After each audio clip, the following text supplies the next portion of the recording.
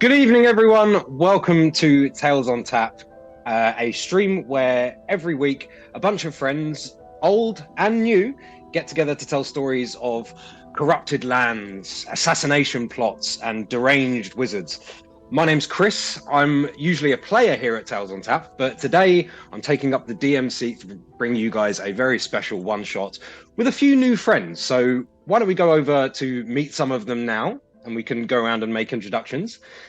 There may be a few familiar faces here and a few unfamiliar faces, depending on where you've come from. Say hello, everyone. Hello, everyone. How goes it? There we go. And we'll start on home territory for now. Go through some of the regular cast members here at Tales on Tap and let them introduce themselves to you.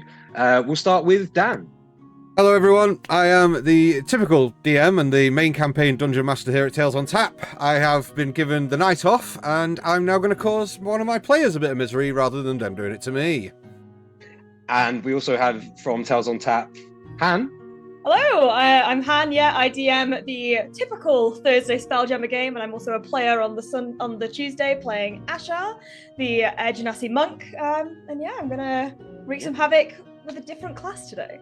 Yeah, I've usurped your throne as the Thursday DM today. Hello. And we also have a lot of guests with us today. Some faces that may be familiar to some of you who are joining us for the first time or may not be familiar to you for some of our regular viewers. So let's start with Luke. Would you like to introduce yourself? Tell us a little bit about what you guys do. Sure thing. I'm Luke. I am from a channel called Dice by the Sword. I'm not above a shameless plug. Sell it. Yeah, we stream actual player D&D content every week. Most of the players in our campaign are Yorkshire lads.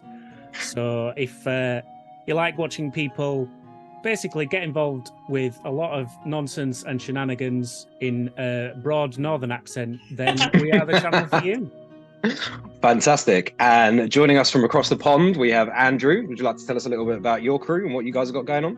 Yeah, how goes it? I'm Andrew. I DM the Dirty Rollers crew. We do streams on. Currently, we have a Pathfinder stream on Monday nights at 7:30 our time. It's Eastern time, and Wednesday nights I run the Wild Beyond the Witchlight campaign.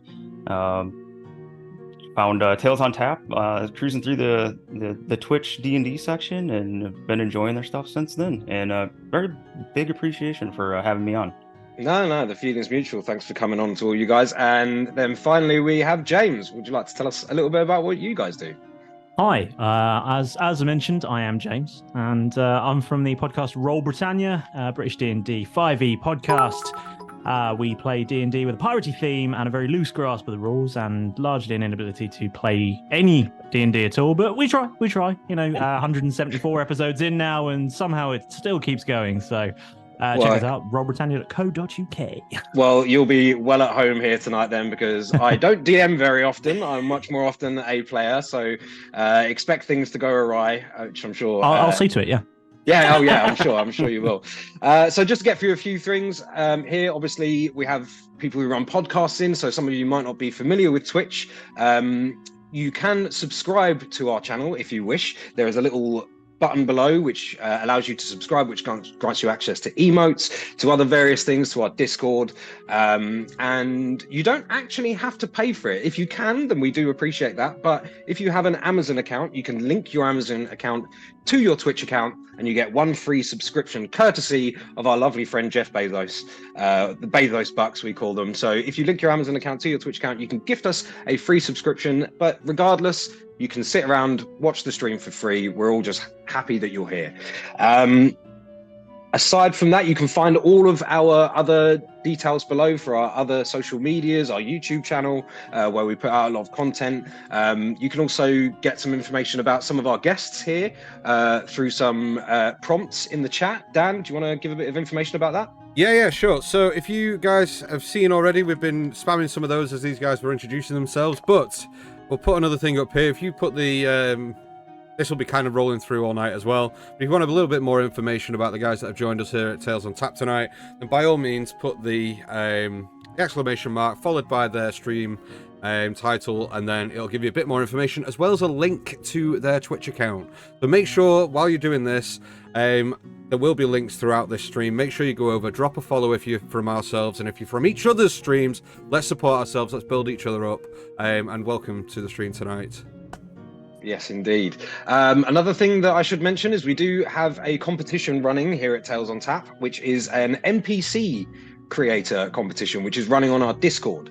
And what that will do, if you submit any NPC that you have in mind, something fun, something strange, something a little bit out there, on our Discord in the giveaway NPC channel, then we will, at a later stage on our talk show streams, which we have titled Last Orders here at the Tales on Tap Tavern, we will then go through those NPCs, judge them, maybe roast them a little bit, but yeah, rip them at the apart. end of that, we'll rip them apart. At the end of that, though, there will be a winner, and that winner will receive a free art commission by one of our resident artists here at Tales on Tap, Nat, who you can see some of her work all over our Discord. And also, I think today she does our emotes, which you can use a few new emotes in chat today. Yeah.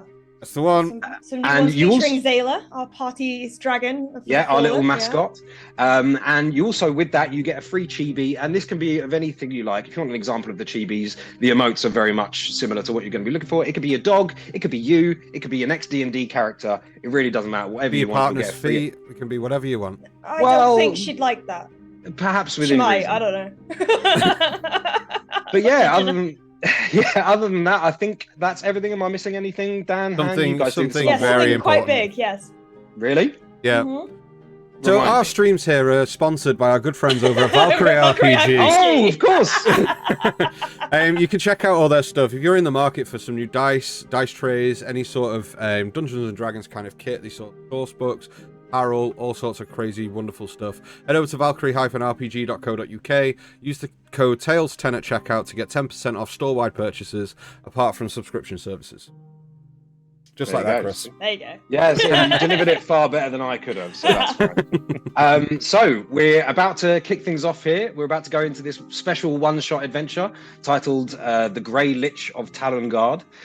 So this is your last chance to go get yourself a drink, get yourself stocked up on snacks. We're going to be playing this game for the next few hours, so thanks for joining us, and here we go.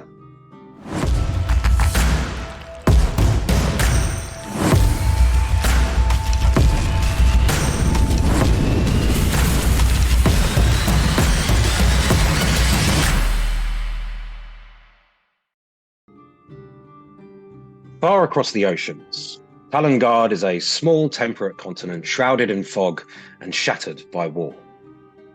Its people eke out their destitute lives under the rule of selfish barons, power-hungry feudal lords, and warring city-states. But it was not always this way.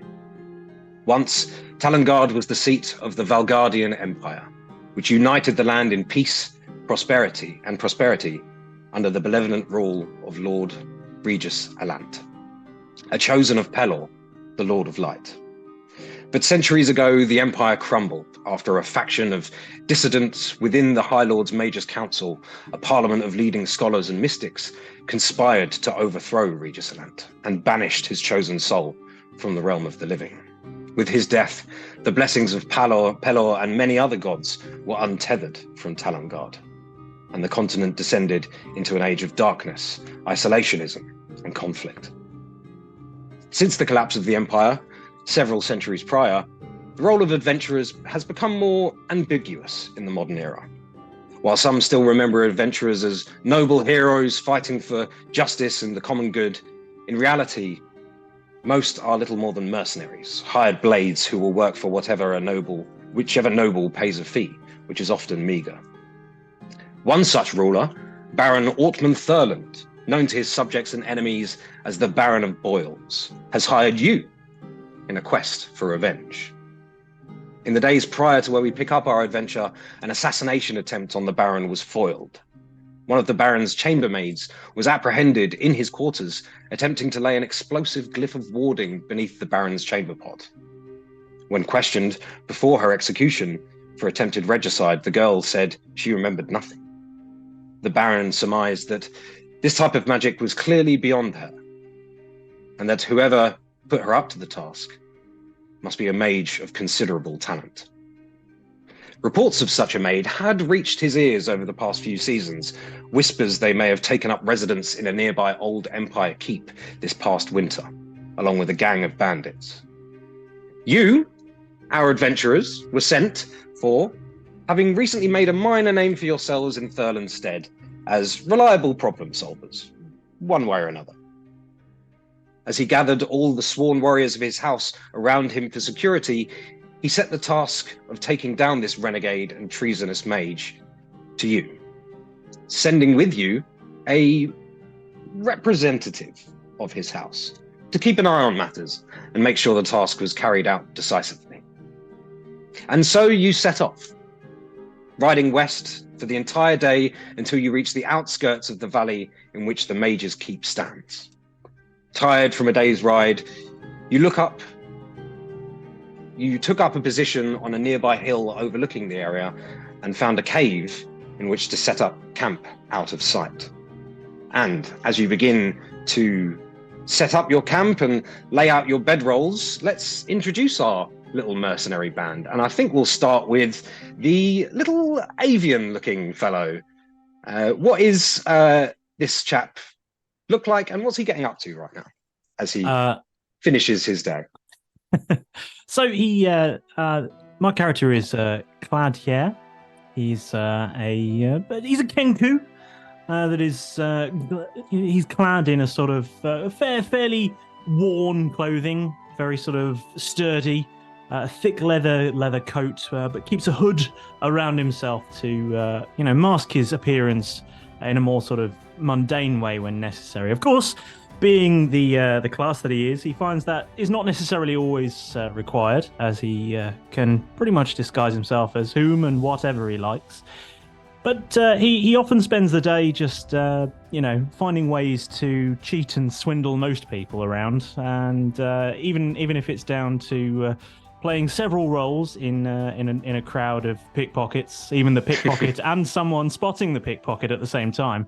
But it's quite the achievement. But no, today he's been mostly finding ways to con people out of buying him a drink. Oh, okay, fair enough. And speaking of swindle, shall we go to your character, Luke? Would you like to describe them and what they're getting up to as they set up for the evening? Sure thing. So my character is Regimund Stordwig. He's quite a jolly-looking, red-headed dwarf. He clan in sort of relatively bright, sort of expensive-looking clothing. Not crazy expensive, but he looks like he's doing all right for himself. And yeah, he's a fella who definitely likes to part people who look like they've got money from their money. Nice. So yeah, that's probably his favourite hobby. But yeah, that's Regiment. And at a somewhat slower pace, perhaps, setting up their own bedroll. Andrew, would you like to describe your character? Yeah, sitting over on this bedroll, you'd see a fairly large lad. Big old, whitish gray skin with some black spots. It's a big old turtle. He seems to be kind of infused with some absence of light, a bit of shadow. He's got like a net wrapped around the back of his shell, and he's got little trinkets and odds and ends, tools. Got to have a tankard back there, kind of attached to his netting. And yeah, he takes his time. And once he's done setting up, you probably see him looking over an assortment of books and notes. Yeah, he seems like he's pretty lost in thought and gonna research. Interesting. And what's their name? Oh, this is Todira. He's Todira the turtle. Love Todira that. the turtle. Lovely. He's And then finally, setting up camp in this quartet, isn't it? Quartet at the moment. Quartet. yes. Anne, would you like to describe your character Yeah, and what they're getting up to? Sat apart, a bit away, slightly further into the cave from the rest of them, is Eden Alaris, a half-elven individual, about 5'10" in stature. Seems quite slender, but you can tell that their blouse is kind of straining against clearly defined muscles in their arm. They have kind of a pixie cut of jet black hair, pointed elven ears, kind of piercings all around, and they've kind of got one eye that doesn't seem to move quite as uniform as the other. But they're wearing a kind of grayish green blouse, slightly nicer quality than everyone else's garb here, has to be said. And they also have a corset cinching that in at the waist. Tight black leather pants tucked into knee-high leather boots laced all the way down. On their waist is also a belt which houses a black whip and a sheath with a long sword that pokes out from behind them, and drooped over their shoulder is a bandolier filled with various different potions and vials, and they're kind of towards the back and just looking, sharpening their sword, sat monitoring these people who deign be good enough to help the Baron out. She's very skeptical of this motley crew that have been assembled here, but she's doing her damnedest to make sure that they're still in check. Yes, indeed, because Regman, Clad, and Todira, you guys have adventured for a short while prior to this, sort of taking odd jobs where your skills apply. But Eden has been assigned to your party by the Baron of Boyles in this task as sort of a minder, but also to help you get things done. And as you guys are sort of setting this up, you have decided that after the day's ride, you do need to rest before you take on anything too demanding. But you do have an opportunity to keep watch over the entrance of the cave, take it in turns to do that while the others rest, and you can each scout things out a little bit, because you're overlooking this keep in the valley, and it's like, I say a keep, it's kind of almost like a castle-shaped villa, only one story with, and you can see from here, a courtyard in the center, very square, but out the front of it, there is quite a large encampment on the northern side, which is opposite where you are. You came in from the west and sort of diverted north up the hill to overlook this position. So I will ask what order you would like to take your watches in, and as you're sort of scouting out this area. So who wants to take first watch? I would quite like to take first watch, kind of watching everyone as they go to sleep, as creepy as that sounds. But... Yeah, fine. So as everyone beds down, you sort of keep an eye on them, and then as you're sort of fairly confident, some hushed snores begin to creep out from the various tents. You pop yourself outside the front of the cave and overlook the keep as the sun begins to set. So can I have you make a perception check for me, please? You can. Oh God. Hang While on. that is happening, you have been gifted inspiration, Clan. Clad. Clad. Yep. Ooh, how exciting. Is Yep, it so Clad you or can- Clad? It's Clad. Glad. Well, you Caleb. didn't type that. Not in the character sheets. Oh, It's all fine. That's only a 6. It's only a 6. It is Okay, only a so 6. yeah, I mean, you're watching things as night falls, and having not really left Thurlandstead very often, you're a little bit more taken aback by the scenery than what you should be doing. But you do sort of notice that as the sun sets, the camp out the front does appear to remain quite lively in the early hours of the evening, and you can't get really a gauge of how many people are at the camp, but it does seem to be quite busy. But that's really all you can see. You don't really get too much information on that, as you're more focused on the rolling hills before you and the stars, which you rarely get a chance to lay down and gaze upon. But Yeah. your watch comes to an end, and who would you like to wake up for the second watch? I will wake up Clad. oh, okay. I would just kind of like give you a slight kick with my boot. It's your turn. Keep an eye out. Don't let anything get in our way. In this hour, I do not believe any darkness will endure. Okay. Whatever. So, Clad, you trot out to you trot or fly or whatever you do I'll out. stroll over. Cool. So you sort of stroll over, or maybe even hop a little bit. No, I'm joking. Out to the front of the cave and begin to survey the situation as we sort of begin to approach sort of midnight. That's kind of time. So can I also have you make a perception check for me, please? Yeah. Could I also disguise myself to look exactly like Eden? Absolutely, yeah, you can do. And if there's anything you want to do to assist you in this sort of little scouting, observing thing, then feel free to do that. But I mean, I would, but what check did you say it was? it was a perception check. Perception check. That'd be a 19. Ooh, a 19. Okay, so you do notice a few things. Ooh. As night falls, it's quite interesting because while there is a lot of light within the camp, the keep itself, none of the exterior windows, which are all, you would assume from here, quite boarded up or barred or something like that, there is no light emerging from any of the exterior windows.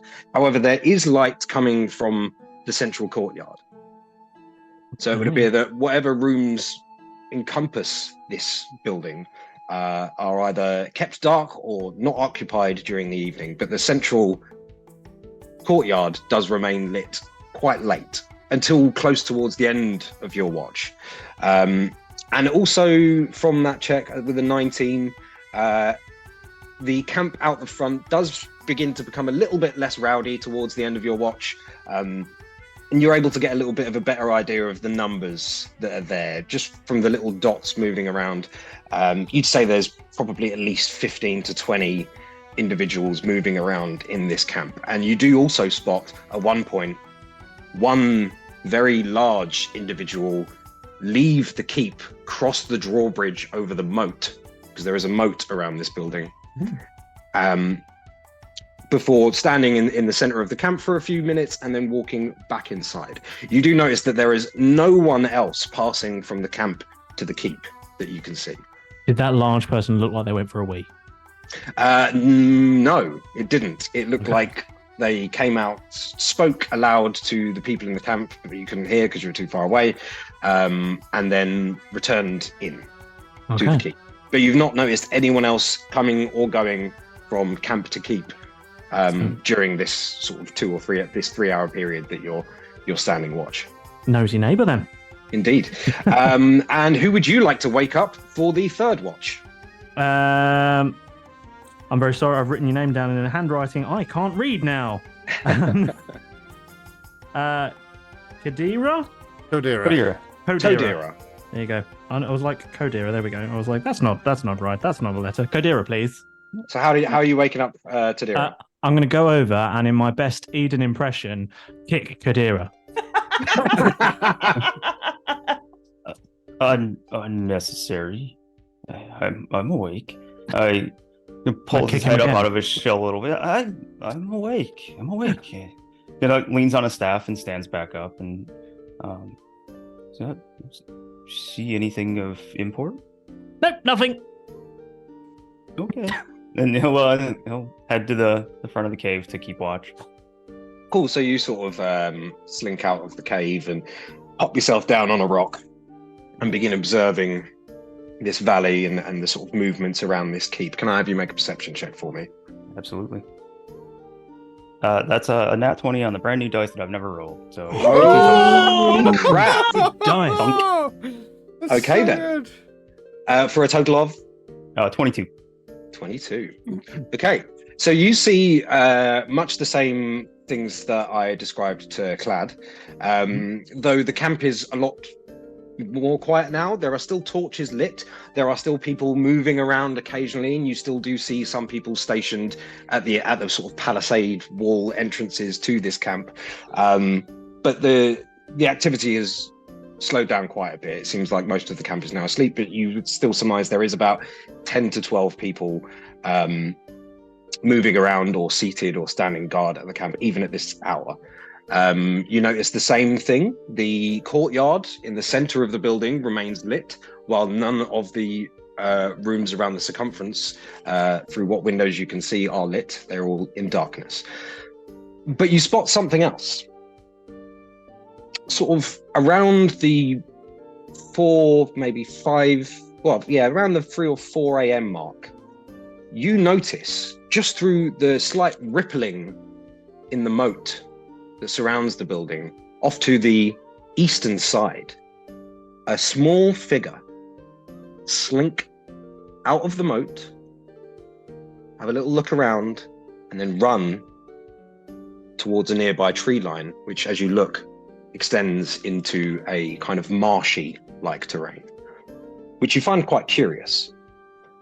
Okay. And then after about an hour or so, a figure returns from the same sort of area, runs across the open field, has a little look around, and slinks back into the moat on the eastern side.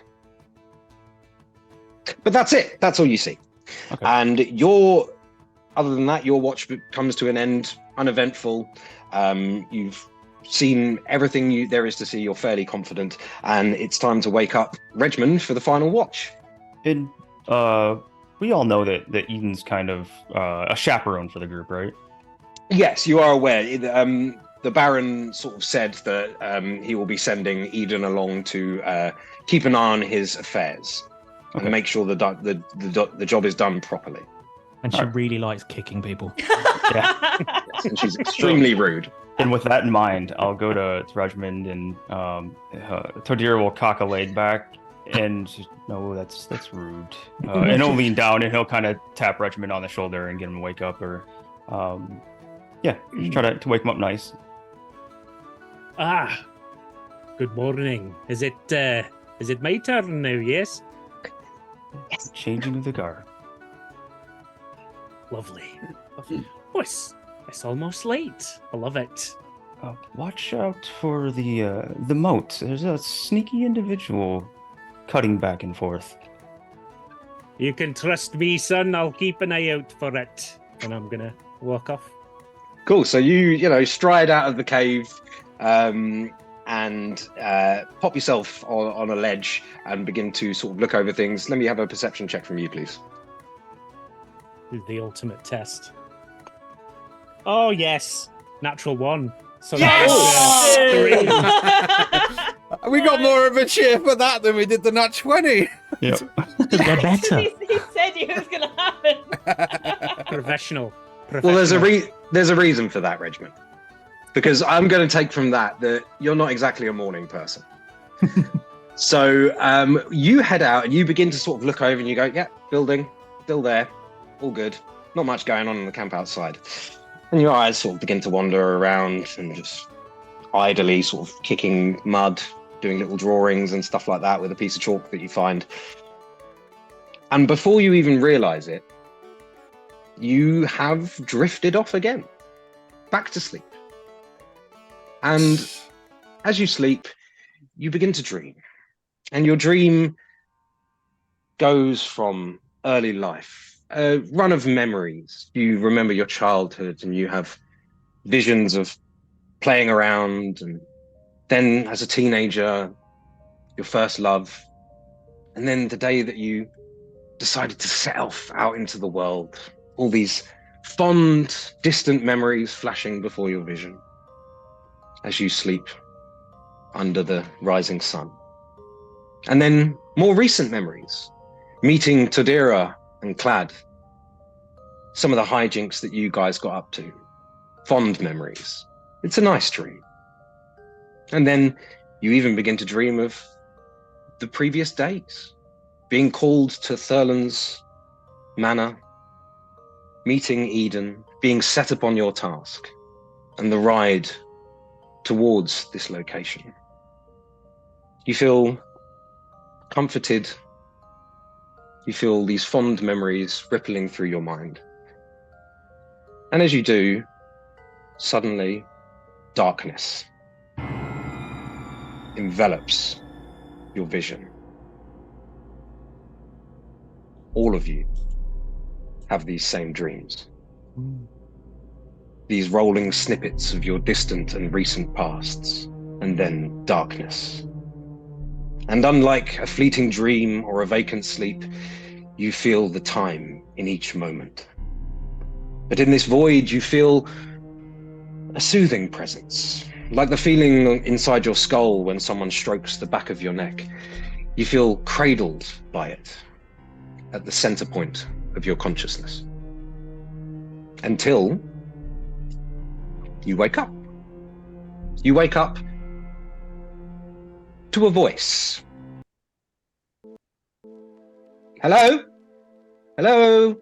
Wake up. Wake up, wake up, wake up. Is anyone in there? Hello? And as you sort of begin to hear this voice and you'll sort of come out of this stupor that you were in, which seemed to stretch on for hours, your eyes begin to flutter and your body begins to move. You find yourself all laying side by side on the floor in a row, and you all feel extremely groggy. It was like a sexy party. As you raise yourselves up, before you, you see a figure, at first seeming 12 or 13 feet tall. But you see the size of their torso and head do not match this tall stature. And you realize that they are in fact floating. Their long, dark burgundy robe and coattails gently brush the powdery ashes of the campfire beneath them and billow slowly in the unseen breeze, almost as if underwater. As do their pale hair styled in a curly pompadour. They grin down at you with a soft but angular, unblemished face, with strikingly handsome features and paper white skin that gleams with a pearlescent sheen. Their eyes glow a piercing turquoise. The high collar of their dark crimson vestments and coat lapels plunge down into a low-cut V, their bare chest hidden by a cascade of beads and bejeweled necklaces and bone charms. Ah, wonderful, it worked! And as you got all sort of begin to come around and realize that you're in this unfamiliar position to how you all went to sleep, the person says, calm down, it's okay. I mean you no ill will. I'm here for the same thing you are, mostly. You're and as you look, play. and as you look at each other, you see that, unlike the day before, much of the color has dulled from your skin, feathers and scales, and your eyes too, pupilless and shining a brilliant turquoise glow. Firstly, my name is Gratham. I am from Valbaris, originally. And the reason that you all may be feeling a little bit queasy right now is because I have removed your hearts. And he says this, he gestures his hand in a sweep above his head, and you see 5 spheres of arcane strands and rones float from behind him into an arch above his head. And within them, each lightly beating is a heart. I think we would need those. Oh, don't worry. It's for a remarkably good reason. I'm sure you'll come to agree. And they are kept safe. And at this point, you sort of notice that he's not talking. This voice you hear is happening in your head, but his face still emotes with the words that he's saying, mirroring the sentiments with excited eyebrow raises and little smarmy but friendly grins as the words echo in your mind, sort of like as you hear this voice in your head. Yes, well, listen, you see, I am, and please reserve judgment, because this is quite a loaded term, a Lich, and I have quite recently returned from the underworld after, honestly, quite a difficult few centuries, and I am looking for friends. And he sort of claps his hands and a smile creeps across his face as he says it and looks down at you. But don't worry. I'm not one of those other liches you hear about, all the, raise an army of the undead and conquer the world. And I'm not like other liches, darling. Are you really going to use that one? And as he's saying this... Liches get stitches! Who's got the highest passive perception? Let's go with Eden and clad. Can I have you That's both? telling. Oh dear, that does not sit well. I know, right? You, as you're sort of saying this, and you're all kind of exchanging glances, wondering what the hell's going on. You both notice behind you some figures, and as you sort of turn your heads a little bit more to take these figures in, you see behind you a large... Oh, crap, hang on. I'm ruining things. Damn it, roll 20. There we go. You see a large contingent... Oh, no, hang on. I've moved the map. Sorry, guys. There we go. You see a large group of zombies. If you're looking at the map.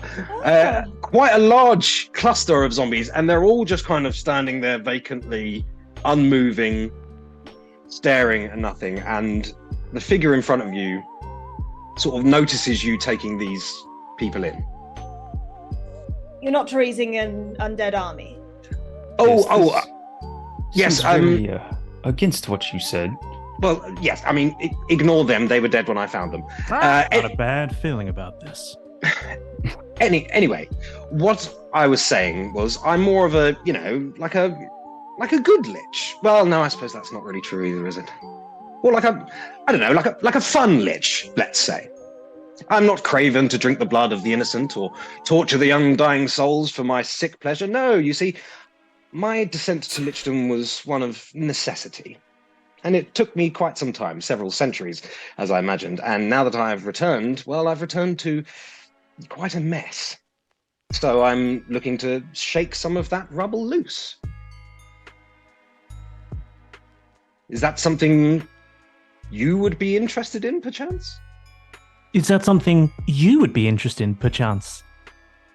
An interesting talent there, my friend. And I'm not looking for just any friends. I am looking for friends with talent. You see, now that I'm back, I have rather grand ambitions. Ambitions that might be aided with the help of a group of cunning and capable individuals such as yourself. Oh, and Jeff, of course. And you turn to look to your right where he gestures. And it's not as if this person is particularly stealthy, but the greys and browns of their presence kind of fade into the walls of the cave, and it's only when gestured to that you notice that there is another person in this cave with you. Dan, would you like to describe your character for us, please? Yeah. So, I am playing Jeff, and Jeff is just a nice little chap, kind of old, longer to the tooth. He's quite weathered in his many young years. 60 to 70 years of age, human male, lost most of his hair, has quite some luscious locks just tucked right behind the ears, only, and maybe a bit along the back, but that's thinning. You see that there is a kind of commonality to his clothing. It's very just ragtag, put together. You see that it's more piecemeal bits that he's kind of picked up over the years. So he's got kind of like a leather shoulder, pauldron, sabaton on your shoulder? Sabaton. Sabaton is feet. Oh, then it is a pauldron on his shoulder, whatever that is. Isn't it? And so what? A pauldron? Yeah, that's what I thought. Pauldron on his shoulder. Pauldrons. That's it. Yeah, so he has a leather one on just on one side that's kind of tucked, and he has a strap that kind of holds it together, attached to his belt.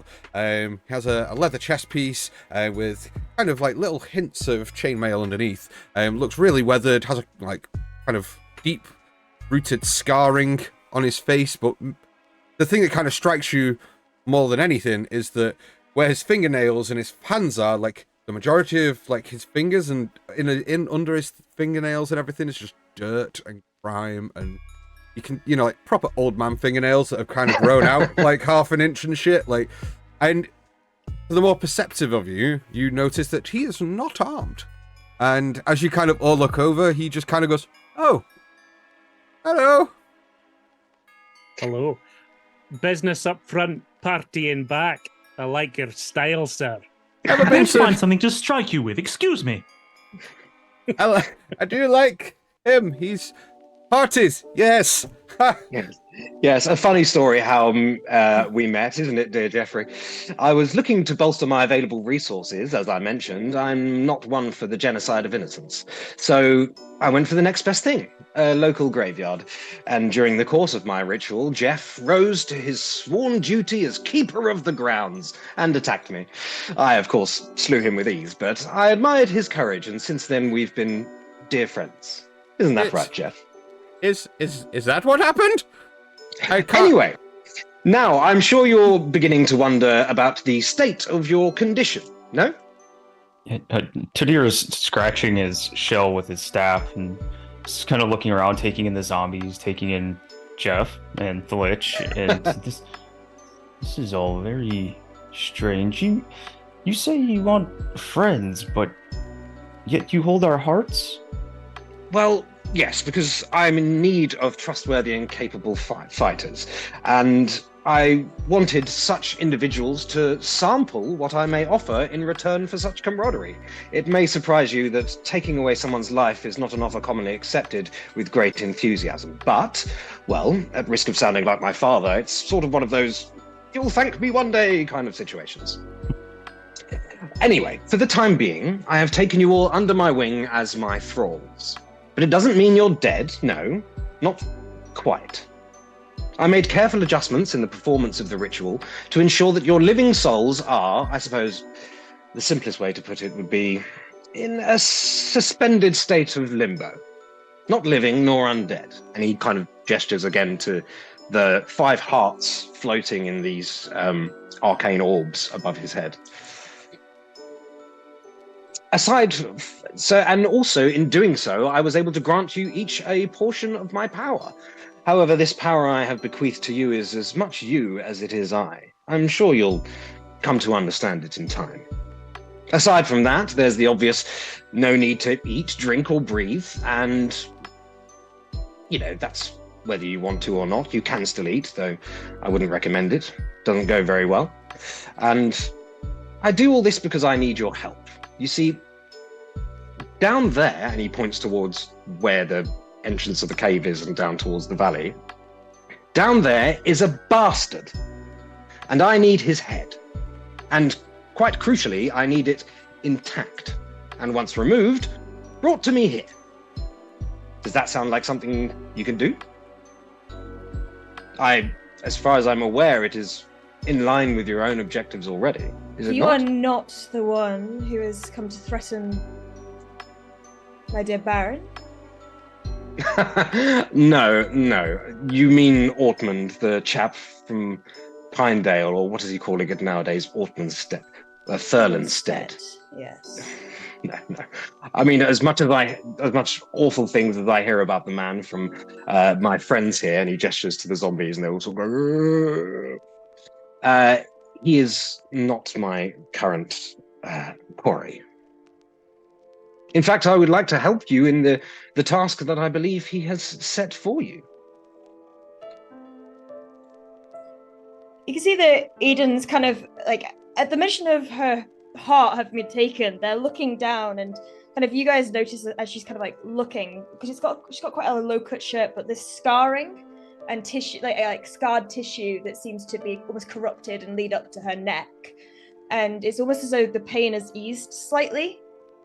And then she looks at Jeff and tilts her head, but shakes it. If your quarry matches our own, and you seem to have us by the heartstrings, so to speak, I guess we can't exactly do anything else. I understand that this may feel coercive, but I do want to be absolutely clear that this is a trial run. Once the task is completed, and by my understanding, it's more or less the task you came here to perform anyway, I will give you the choice as to whether you wish to join me, keep the boons I have bestowed upon you, and help me towards my goal, and if not, you will be returned to your former mortal state and free to return to the Baron for your meager payment he has offered you. What do we think? Good idea. And the rest of you? Tadir would look at him and say, As long as it falls within Eden's say-so. But I would ask maybe something on the side. Do you know of the Shadowfell? Yes, I sensed that you were touched by the shadow. I know it all too well. I spent a lot of time there, and have only recently broken free. Once our business concludes, I seek passage to that dark place. Are you capable of doing so? Whatever for? To find what's lost. Interesting. There are indeed larger things at play here, but we can get into that later. I have a feeling you will be particularly useful. And a fine companion along the road, of course. So, are we all in agreement? Badira just looks back towards the group chaperone, make sure it's all right. Kind of gives a curt nod of the head.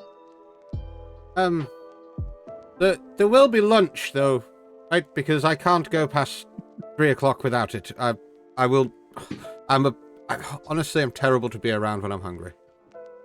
Well, just to clarify for you there, Jeffrey, you have no requirement to What? eat. But if you wish to maintain your routine, then you may take a lunch break at whatever point you deem necessary. Well, did you hear that? There'll be lunch! Good! Now, I suggest careful planning and surreptitiousness.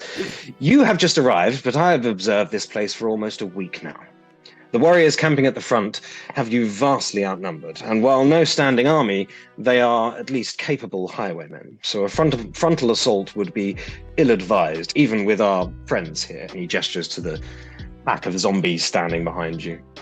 Very few come and go as well. In fact, in the past week, only 2 have left, dragging a young girl, and those 2 arrived back during the course of our ritual here this morning. Not only that, but a skilled magic practitioner must always be taken by surprise. Otherwise, we risk their escape, or worse, we give them too much time to prepare. Try to get in, locate the old swine before raising too much of an alarm. And if you wish, I will be contactable for any advice you may need. Just let me know. And he taps his head. I wish to assess your brains, not only your brawn.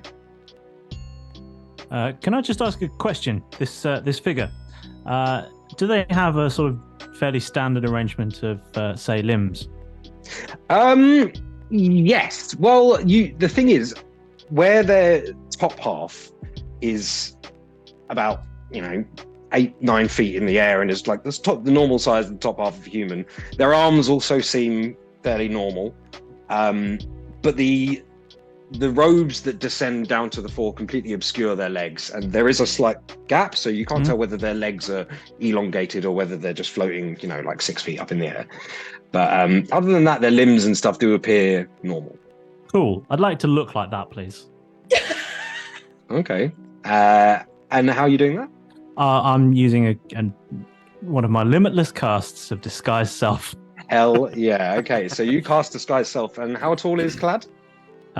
He is approximately 5'10", but I can be 1 foot taller or shorter if I like. So okay, that's fine. So you turn into this sort of facsimile of this person that you see in front of you, and while it doesn't have some of like the pearlescent brilliance of their skin and stuff like that, it is a good reputation. He says, fantastic, I love it. Fantastic, I love it too.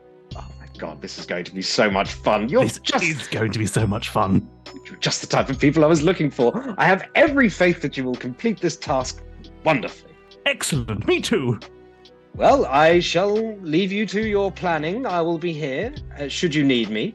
Yes, I will be. Wonderful. Now, please, go about your business. Try not to take too long, because you know what these wizards like. Never know what they're planning. Okay, goodbye then. Oh, and actually, one last thing before you go, one last little gift. And he casts False Life on all of you, giving you all 12 temporary hit points. Oh, nice. So just to clarify, if you already have temporary hit points, if you have more than 12, it stays at whatever you already had. If you had less than 12, it goes up to 12. It doesn't stack with any temporary hit points that you already have. I'm glad you clarified with that before, because otherwise I was going to go on some sort of killing spree. Yeah, it's like, wow, 24 temporary hit points. Let's go. Okay, so, and he kind of slinks back and almost seems to sit in thin air towards the back of the cave. I'd like to attempt to do that. You sort of lean back. Let me have you make a dexterity check. Dexterity, not performance. Well, I mean, because you're sort of attempting to sit on a chair that doesn't exist. Okay. Yep. So, I'll say dexterity or acrobatics, whichever. Dexterity or acrobatics. I'm at. Let's have a look. Is one better than the other? Let's do acrobatics. That was a natural one. Okay, so you sort of you sort of steeple your fingers and put one foot back and begin to lean back, and you fall back on, and your head hits the foot of one of the zombies, and it goes and like looks down at you on the floor.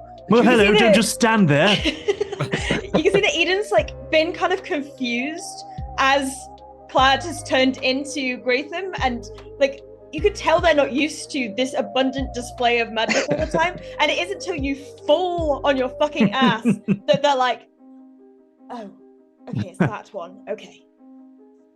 So as you all begin to sort of walk out of the cave, actually it's funny because Jeff, upon the sort of instruction from Gratham to have at it kind of thing, Jeff begins to walk towards the exit of the cave, or rather towards the large group of zombies blocking the exit to the cave. But as he reaches it, they all part immediately, almost anticipating his movement, and they all part to let him through in a thin column. As Jeff walks through, he goes, thank you, thank you, thank you, thank you, thank you. Aren't you good? Yes. Yeah, as you pat one of them, it's just one of its arm falls off. So Okay. Before we actually leave here, would I be able to tell if Gratham legitimately thinks we can accomplish this? I'd like you to make an insight check for me. Okay. That is 9 total. 9 total. Yeah. He seems confident in you. He seems very friendly. He doesn't seem like he means you any ill will. You do feel there is a sort of bolstered presence aside from the sort of the false life that he gave you to bolster your own health. You do feel like you have been instilled with a power that is actually, especially to you, does have a familiarity to it. And yeah, there's something bolstering you, something that he has instilled in you, despite the fact that, you know, you woke up feeling very groggy and almost it took a little while for your mind to reconnect to your limbs and get moving. Now that you're up and about and it's sort of settled, you do feel something within you bolstering you, a hidden power of some kind. Okay. And as you all begin to make your way out of the cave, you see that it is almost sunset. Almost the whole day has passed since Regmund fell asleep on his final watch. It seems whatever ritual took you to the state that you are now in took several hours. But the advantage of this is you can either set forth right now and go during the day, or you can wait an hour or so and go in the evening. It's entirely up to you how you guys want to approach it. So I'd like to turn to Regmund and say, one day, Simba, my reign will end and, and set like the sun. Sometimes, Clad, I don't know where you get these phrases from. So, the keep lays before you, about sort of 500 feet or so down a steep hill, before you reach the northern side, which is where the camp is. So, how would you like to approach this? Stealthily, very stealthily. Yeah. I would propose we wait an hour or so. Wait until the darkness and the sunset cloaks us. Jeff, where are you going? I'm very sorry, I'm awfully upset. Why, whatever's the matter? Well, we've missed it, haven't we? We've missed it. It's now dark. I don't know if anybody else had noticed, but time seemed to just bye-bye. Nobody cared to stop and think for a minute. What about lunch? Wait, this is important. And he just starts like rummaging around, but then starts getting really angry and perplexed because he can't seem to find what he's looking for. Can I cast Minor Illusion to create an illusory sandwich? Excellent. Absolutely. It's like the best looking sandwich. Lich. The thing is, that's exactly what he's looking for in his lunchbox. When he was killed, is still on the floor of the grave. I'm not going to offer it to him either. I'm going to mime eating it. Well, that was my last cheese and tomato sandwich. Very cheesy. Well, if we're doing this, then we should probably do it soon. In an hour, you said, yes? Yes. Then I'm glad we all agree. I'm a seasoned, I'm a veteran. I'm very good at putting people in the ground, and if it involves doing that, then oh boy, they'd better watch out. To be clear, you're good at putting people who are already dead in the ground, yes? That's right, they're not living when they go there. And, Jeffrey, don't you require a weapon, perhaps? I have one. Maybe we could scrounge together something for you. But... And you see him just kind of reach over his back and just pull out a shovel. Perfect. So, I want to get an idea of how you guys are approaching this approach, this, I don't know, infiltration. What's the plan here? So, just to clarify, you have the keep surrounded by a moat. Mm-hmm. On the northern side is a large camp teeming with bandits. Yeah. So I think ideally we would want to go away from the bandits under the cover of night and sneak in over the moat if we had to, and then through directly to the building itself, avoiding the camp. So, Todira would also pass along the knowledge that he saw an individual kind of coming and going from the camp. And is that area where that person was sneaking off, was that kind of a secluded spot? Does that look like something we might be able to use to get in and out? It was relatively, yes. The main camp is sort of situated on the northern side of the building, and you saw this person sneak out kind of from the center east of the building. So you would be out of sight of the main camp. You do have to cross a little bit of open terrain to get to it, but it's not where you've seen any patrols or anything like that. So yeah, he would pass along the information to everybody that maybe the route that the sneak used the previous night might be beneficial for us there. Hey, and I can always position our friends here at the tree line, and if worse comes to worse, get them to go or whatever they do. Wait, do they follow you? Wait a minute. Oh yes, they're wonderful. Not Graham, or whatever his name was back there? Graham does other things. Guys, I don't mean to alarm you, but I think we're being followed. Immediately spins around. There are a few zombies sort of walking out of the cave to follow Jeff. As soon as everyone turns around, I immediately tell them to stop. And they do. They stop immediately and almost like rock a little bit as I've they got stop. a bad feeling about this. This is very creepy. Do we use those as a distraction then? I don't think they could be too sneaky. I think if we were to use them as a distraction of sorts, then we should probably just do it as when it's necessary. These don't seem to be the most formidable of things. People. Creatures? Whatever the fuck they are. Eden, what do your elf eyes see?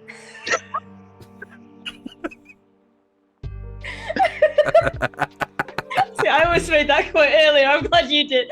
Can I kind of, like, as we're looking out again, Can I attempt to have another look to see if there's still that bustling going on in the camp outside? Which spots seem to be the most kind of clear of light and movement, and just kind of get a new take on it with fresh now limbo dead undead. Yeah, so actually the state of the camp is very much similar to how you saw it during your first watch, because the hour is approaching that you took up that first watch as the sun begins to descend. So it's very much a similar affair. Okay. So am I understanding you're approaching from the east? Yes, I think it would be. Yeah. Okay. From where Tadira saw the individual sneaking out of the moat? Yes. Yeah. Okay. Just to be clear, DM, that's not where the bandit camp is, right?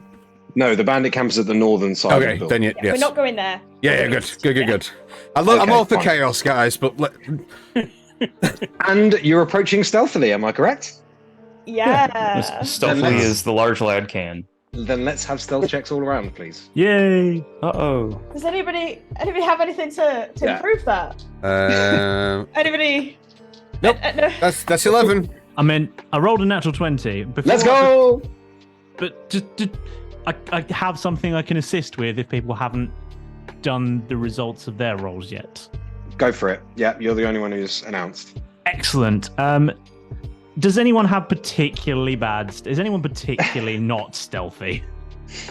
I have disadvantage. Yeah, me too. Okay. Two of you. Goodness Yeah. me. Okay. I think that my character would probably not probably want to assist the person who's not from the group. That's fine. So I will expend a bardic inspiration to provide who's got the ball one? I wasn't looking. Eden, I think was the one. And me, Yeah. Jeff.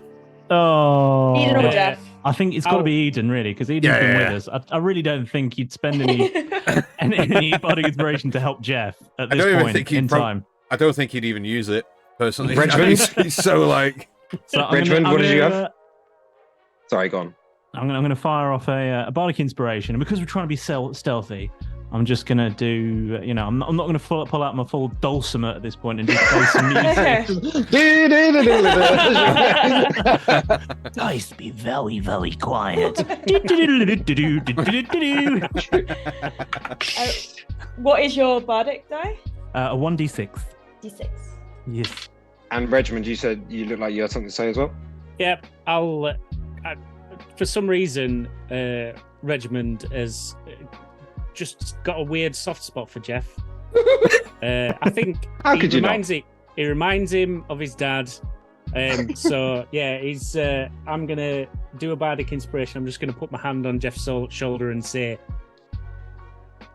"You look like you could very comfortably sneak into anywhere. In fact, I'm struggling to see you right now. It's quite impressive. It's quite a talent that you've got there, sir." Eden, you look like you could sneak in there. Amazing. In fact, I'm struggling to see you right now. Okay, so yeah, let's do stealth checks then with your bardic inspirations. got it. You two, I did roll a nat 20. and you rolled a nat 20. That's great. It's a D8 for it's a D8. Jeff, by the way. Oh, amazing. Oh, that's I got a 19 in total with that. With Holy disadvantage. Let's go. I got a 24 with disadvantage. We're so stealthy. 12 Tadira and total. Reg- 12 total. 15. 15 total. So pretty high marks across the board. Everything over a 10. I just won't kind tell of you- turned to Regiment and go, I've worked at it every single day of my life. Okay, as you begin Ninja, to sir. Ninja. as you begin to approach the edge of the moat, sort of going from little bushel to behind a couple of trees, it's quite sparsely, there's quite sparse foliage leading towards it, but you manage to hop from one thing to another as a group, and you begin to approach the edge of the moat. And the moat is about 20 feet wide where you are now. I'd like to also disguise myself again. Okay. This time I'd like to look like a human man wearing a big baggy green t-shirt with a little soul patch and some flared trousers. Like yoinks. Okay. So as you all begin to sort of get within sort of about 10 feet of the edge of the moat, sort of peeking over from a little bush, you see. Let's have a perception check, actually, from whoever wants to do it. Whoever wants to look out. You call it. Sure. I'll take a look. Wait, can Cool. Jeff see? Like It's getting normally. darker. Is this getting darker? Oh, no. It's 17 twilight right now. Okay. 17 total. Yep. Okay, so looking in, you see that all of the windows of this keep on the other side of the moat, and the walls are quite flush up with the other side of the moat as well. All of the windows are barred, and across some of them there are also planks put up to board them in. You see at one point from within, just from that sort of the residual sunlight coming through from the other side of whatever windows there are on this, you do see at one point a couple of figures pass by the window, but only two, and then there's another few minutes of nothing. Okay. Just So it some seems like slight movement. like a timed patrol going around. Yeah, and the moat itself is quite got quite a lot of algae in it. It's quite murky water and stuff like that. So Dira just like dives straight. Like this is home, baby. Yeah. Hey, climb on. We'll go. So, Just ferry us across. Just so I know, so the moat, it's 20 feet moat, and then is it like the wall of the building? Yeah, almost. There's barely 1 or 2 feet of dirt where this Right. moat finishes before its wall, so it'd be precarious to spend too much time on it. But Okay. Hey guys, I don't mean to alarm anyone, but there's definitely something living in this moat. Immediately At that, alarmed. kind of- Yeah. Well, I guess that's it then. Let's report back. Go home. Is there any kind of grate or anything down low? Any kind of... are you going into the moat? He'll take a look around, and if no one else is making any moves towards it, then he'll try as sneakily as possible for big boy Okay. to sneak down there and You see Eden kind of reach up into the now glowing blue eye and remove something, and her eye seems to glow even brighter. And you see like a contact lens that's basically been obliterated by this like bright energy that's beaming through. And she kind of blinks for a second and almost scans the area. I'm going to cast Detect Magic in this area of the moat. I love that Okay. you had to take your contact lens out to cast that, by the way. That was amazing. What is the range of Detect 30 Magic? feet, I believe. 30 feet. So from where you are on the eastern side of the Oh, moat, 60. 60 feet. Okay. In that case, you sort of extend out this observation or whatever you want to call it. You don't pick anything up from within the moat. Okay. What you do pick up is about 50, so it's about 20 feet across, maybe 25 to get to the wall, and you've got so you pick up about 10 feet past you don't have to see it, do you? You can just detect it. Do you have to No. see it? You can open your awareness to presence of concentrated magic until the end of your next turn. You know the location of any spell or magic item within 60 feet. Okay, so you pick up a small collection of magic items, plural, about 15 or 20 feet into the building, slightly off to the right in front of you. And also one more note, where, Tadira, you saw this figure slinking in and out of the moat, you do see there is a small kind of almost slipway of flattened mud leading into the moat about where you are. Okay. You've approached directly from the east. Is there anything like right across on the other side of the moat from that slideway? No, just a wall. There's nothing magical around here, but that way there's a few magic bits and bobs. Of what school, Chris? Oh, piss off, magic. I had to use it on you. Magic-y school. The magic-y school. Cool. I do have a question to follow up from that. If there's no magic items around, do we not have any of our magic items with us? Well, you do. You would notice a few things. Just checking. Yes. Each of you have some form of magical item, except for Jeff. Damn it, Jeff. You have some, I think, a couple of things you'd notice are... Hang on. Let's have a look. What do I'd you like to notice? attempt to persuade Jeff to go for a swim. Okay, well, you're more than welcome to try and do that. But how? But how would you do that? Well, I would say, hey, Jeff, is that your sandwich? And point to another minor illusion, just his Okay. sandwich floating on a nice silver platter just in the moat. Okay. So with that, Jeff, I'll have you make an insight check, and you can make a deception check with advantage. Oh, excellent news. Given the sandwich is aiding you in this deception. So that persuasion, you say, or deception? That does make a difference. It's the same. I'm going to say with deception advantage. because you're using the fake sandwich with advantage. Same roll. Okay. What did you get? 28. Oh, okay. Jeff, any advance on a 28? Jeff dives into the moat. Yes. Okay. I rolled a natural 2 without a modifier. So Jeff just goes, no! And just throws himself in. Okay, cool. So that's what you do. You throw yourself in, and I'm gonna just move some stuff around quickly. Jeff throws himself in. Tadira, are you close behind, or are you? Yeah, I'll try to slip in a little more quietly. And Okay. in fact, Tadira will go down. He'll go underneath the water and take a look around for any kind of entranceway that the thief might have been using, looking to see if it's underwater somewhere. Okay, so let me just move some things around quickly. You do throw yourself into the moat, both of you, and you sort of start to submerge yourself underwater. And as you drift down, Jeff, as soon as your hands touch the sandwich daintily floating on the water on a nice silver platter, you just go straight through it, plunge straight into the water, and begin to sort of float down a little bit. And Tadira, you sort of slide in on the belly of your shell at the same point where you saw the slick mud descending into the moat.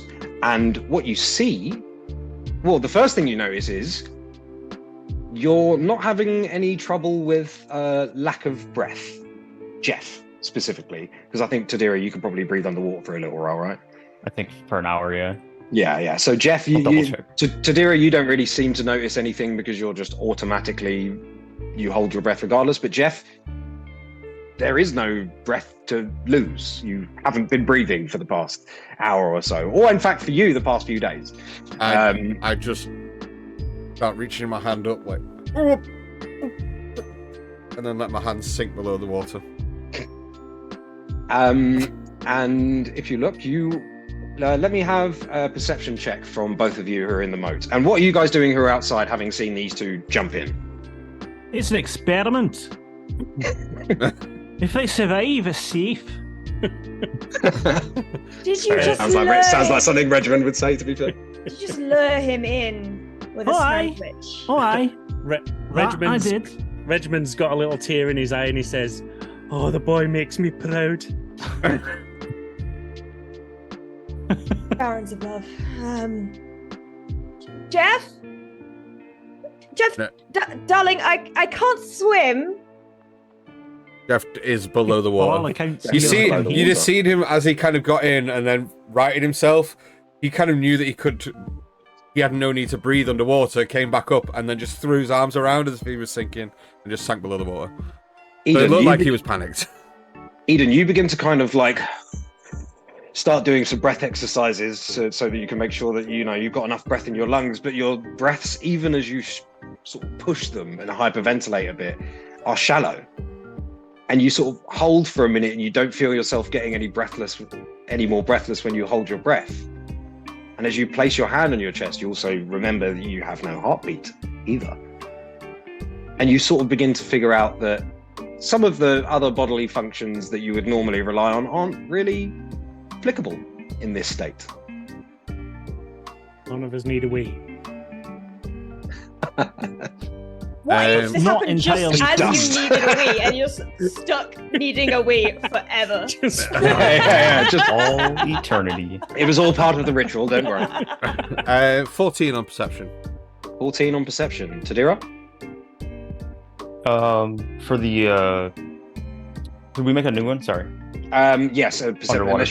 unless you're the perception check underwater. And in fact, Jeff, can I have you make it with disadvantage just because the water is so murky? There'd be 10 total. That 10 total for is you. 14. I just rolled a natural 20. 14. Okay. Oh, So you begin to sort of descend until you sort of bump on the bottom of the sort of very sludgy bottom of this moat. It's all very sort of stagnant water, and you begin to look around. And one of the first things you notice is a couple of little fish swim by you, and one of them begins to sort of bump the side of it along the leather of your armor. But then when it reaches a bit of open skin and bumps against that, immediately it turns and bites you. You take 1 point of damage. Me? But crucially, as it bites you, it immediately retracts, swims around a little bit, and you see from the wound in your arm where it bit, no blood emerges, just a little bit of kind of almost ashy looking dust just protrudes from the wound, and then it sort of swims amongst the dust a little bit and then swims off. That's not because of the Lich thing. That's just because I'm an old as fuck, right? You get the impression that had there been blood, there would have been a continued feeding frenzy. Okay. And you see a few of them sort of after that go past I you. used to be Bump old. Ace, anything else that I see? You do, which you might be able to see on the map right now. As you sort of fall to the bottom, you see a circular, almost like a sewer grate, with bars along. There are about sort of 5 or so inches wide, Okay. the gap between them, but they're quite heavy bars. I immediately all that start stuff. doing that underwater walk towards it. Okay.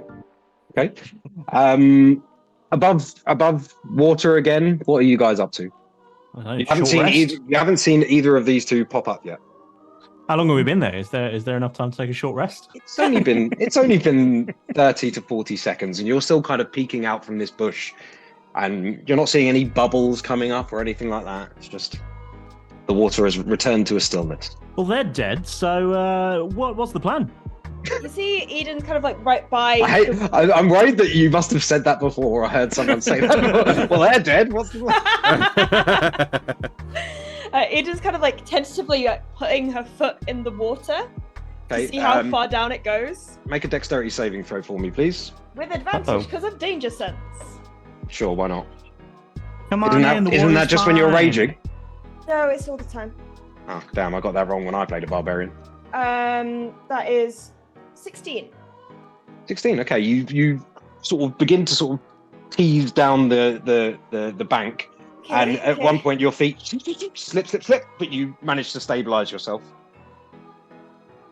I'm gonna you can tell that they're very tentative about it, but they're gonna put their head underwater and try and they're gonna get to the point where they can duck and put their hand underwater and try and clock where these guys are. Okay, you see Tadira quite comfortably just sort of in his shell, just floating around, having a look at the local area. And you see Jeff striding across the bottom of the moat towards something. It's like a gargles, like.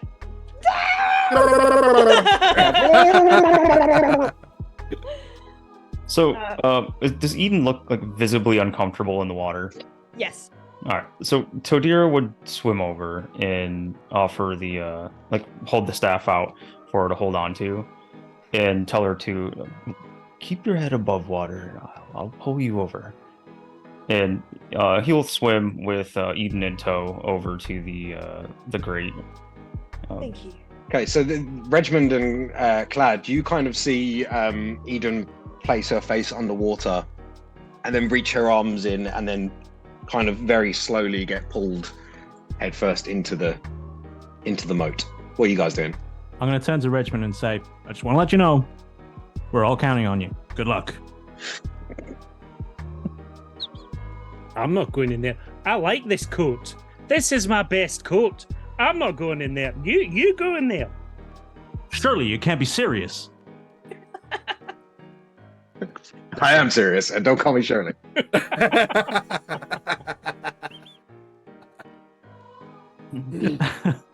I'm going to give him Regiment's giving him a stern look and saying, I think we know who's going in there, don't we?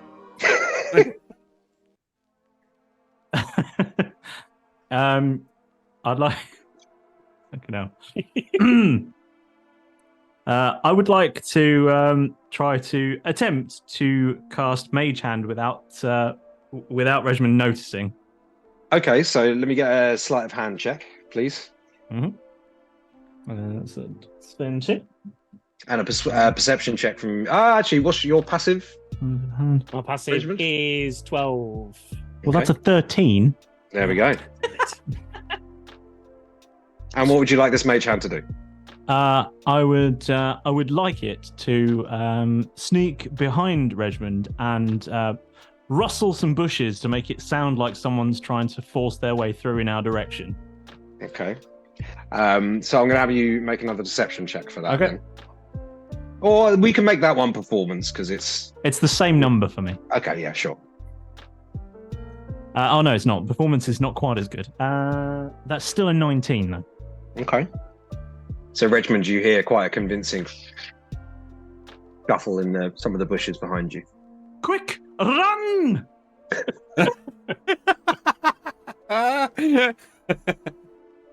Crikey, it's the Rozzers!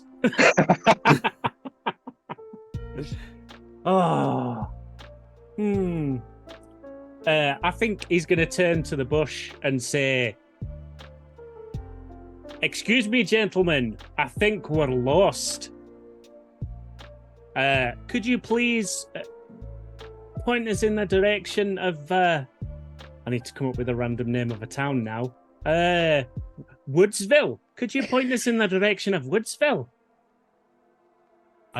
Yes. Mage Hand is going to pop out of the bush and just point in a random direction. Okay. Just going to turn to Clad and just be like, "Have you seen that?" So while these two are gone, "You can't kid a kidder, sir." I love the bard off happening between you two. Meanwhile, below the murky waters, Jeff, you are striding towards this sort of sewer grate type thing that you've seen before you. And as you approach and as you get close to it, you see that there is no mechanism outside that you can see to open it. But let me have you make a perception check for me, please. That's a 11. 11. 11. Okay. So you sort of begin to glance into this seeming tunnel that's in front of you beyond this grate, and you can't see all the way down it. It gets too murky as the water goes in, and you're not able to sort of pick anything out. Maybe it's the slight cloudiness of your eyes or the murkiness of the water, but you're not able to. I am going to try and pull or push the grate, and if it seems like it's like jammed a little or stuck, I will try something else to aid me in that venture. Okay, cool. Let me have you make an athletics check for me, please. Fucking good at those. Tadira and Eden, as you've been dragged underwater, what are you guys doing? You sort of see Jeff walking up to this thing, and he parts a couple of bits of river weed from it, and you see this sewer-looking tunnel. Jeff, what did you get? I got a 26. Got a 26. I would imagine he kind of goes into his trusty tool belt, pulls out his most trusted tool, his trowel, and kind of jams it into the edge and just kind of pulling it round as he's pulling on the grate to kind of like lever it out and leverage it out. Okay, yeah, sure. And because you're underwater, you're able to sort of put your feet either side of the thing as well as you're doing to get that little extra bit of leverage. And it does sort of pop a little bit, but it doesn't open. That was a natural 20 for a 26, though. Just That was so a nat 20. Oh, yeah, okay, fine. So yeah, natural it 20 for a 26. it does sort of come Are you off sure? one of its hinges and begins to sort of droop down. There's now about a foot gap at the top. But Okay. it's still attached by one of its hinges. Okay, I will then kind of like turn around and signal out about 4 or 5 feet to the right of you, Tadira, as if you're there, and he just kind of waves to the side of you because he kind of thinks that's where you are, and he just kind of like points at himself and then points down towards the grate, knowing full well that he thinks that that's where you are, but you're not. You're like in another direction entirely, but you see him do that. Yeah, I mean, be heading back that way with Eden anyway. As they're this great sort of under the water, you see some of the fish that were sort of slowly swimming between you and batting against you every now and then. They all rush away once this sort of great the sound and the movement of it under the water. And Tadira and Eden, you in the murky water just to your south see kind of a shadow pass and then lurk back into the water. So Tadira will look at Eden, unable to really say anything, just kind of point back that direction to make sure that she saw it down there. Just nodding emphatically and looking at Jeff like. So Tadira will go over to the grate there and try to help pull it up. Okay, cool. Doing what he can. Yeah, that's And- alright. I'm not barbarian or anything. It's okay. As I'll just sit there. as he goes to lift it up, though, his hand kind of passes through, and he looks really puzzled at his hand passing through the gate, and gonna pushes more of his hand through, like up to the shoulder, and then Jeff and Eden, you'd see Tadira just kind of phase through the gate, and pass through there. You see, within the water surrounding Tadira, from the gem in his staff at the top, this kind of dark shard, but also seeping out from the sort of arm and leg holes of his shell as well, he becomes almost smoky and then slightly transparent, almost taking on a shadow form as he phases through the grate. Oh, and on the other side of it, does he see any kind of mechanism or anything to get this grate out of the way? Are you heading further down, or are you just looking from where you are? He's a little bit panicked. He's not particularly sturdy fellow, so he's gonna head in a little bit and see what he can do. He doesn't want to be out on the front. So then I'll have you either make a perception or investigation check, depending on how far down you want to go. By the way, you guys can move your tokens on Roll20 if you guys want to sort of say somewhere you want to go or position yourselves. However, you should be able to anyway. If you can't, then let me know. So we'll roll with perception in here. Cool. That's a 7 total. A 7 total. Yep. Okay, so you sort of begin to move down. You see a little bit more, but again, it's a little bit too murky to get down too far. You sort of get a little bit of extra vision, and the tunnel keeps going. Jeff will kind of like look over to Eden and just kind of go towards the grate and just grab hold of it and then just kind of turn his head out like. You see Eden kind of like goes to grab it, and as she goes to grab it with one hand, her arm seems to fall off. What? Yeah, so her arm is just What? there. There is no arm attached to her right now, but there is an arm currently still tensed and pulling at the grate, but it's not attached to her arm. Jeff would be freaking the fuck out at this bit. Jeff isn't even pulling, he's just kind of like just. So is Eden. You know, Eden just stare down at the absence of an arm. But Eden, you are shocked by this, and immediately you sort of tense up your whole arm, and you see your arm, despite being detached from your form, tenses also. I wave with it. It waves.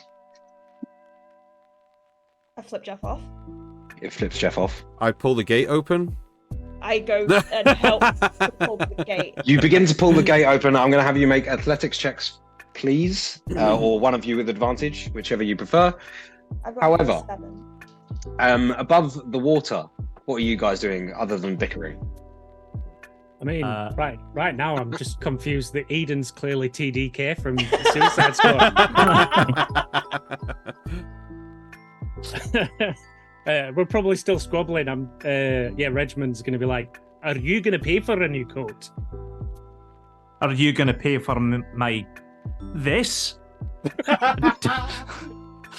you know how hard it is to get moat water out of feathers?" And I turn back into my feathery self. Do you know how difficult it is to condition this beard after you've got algae in it? Have you ever tried to condition a feather? Have I ever tried to?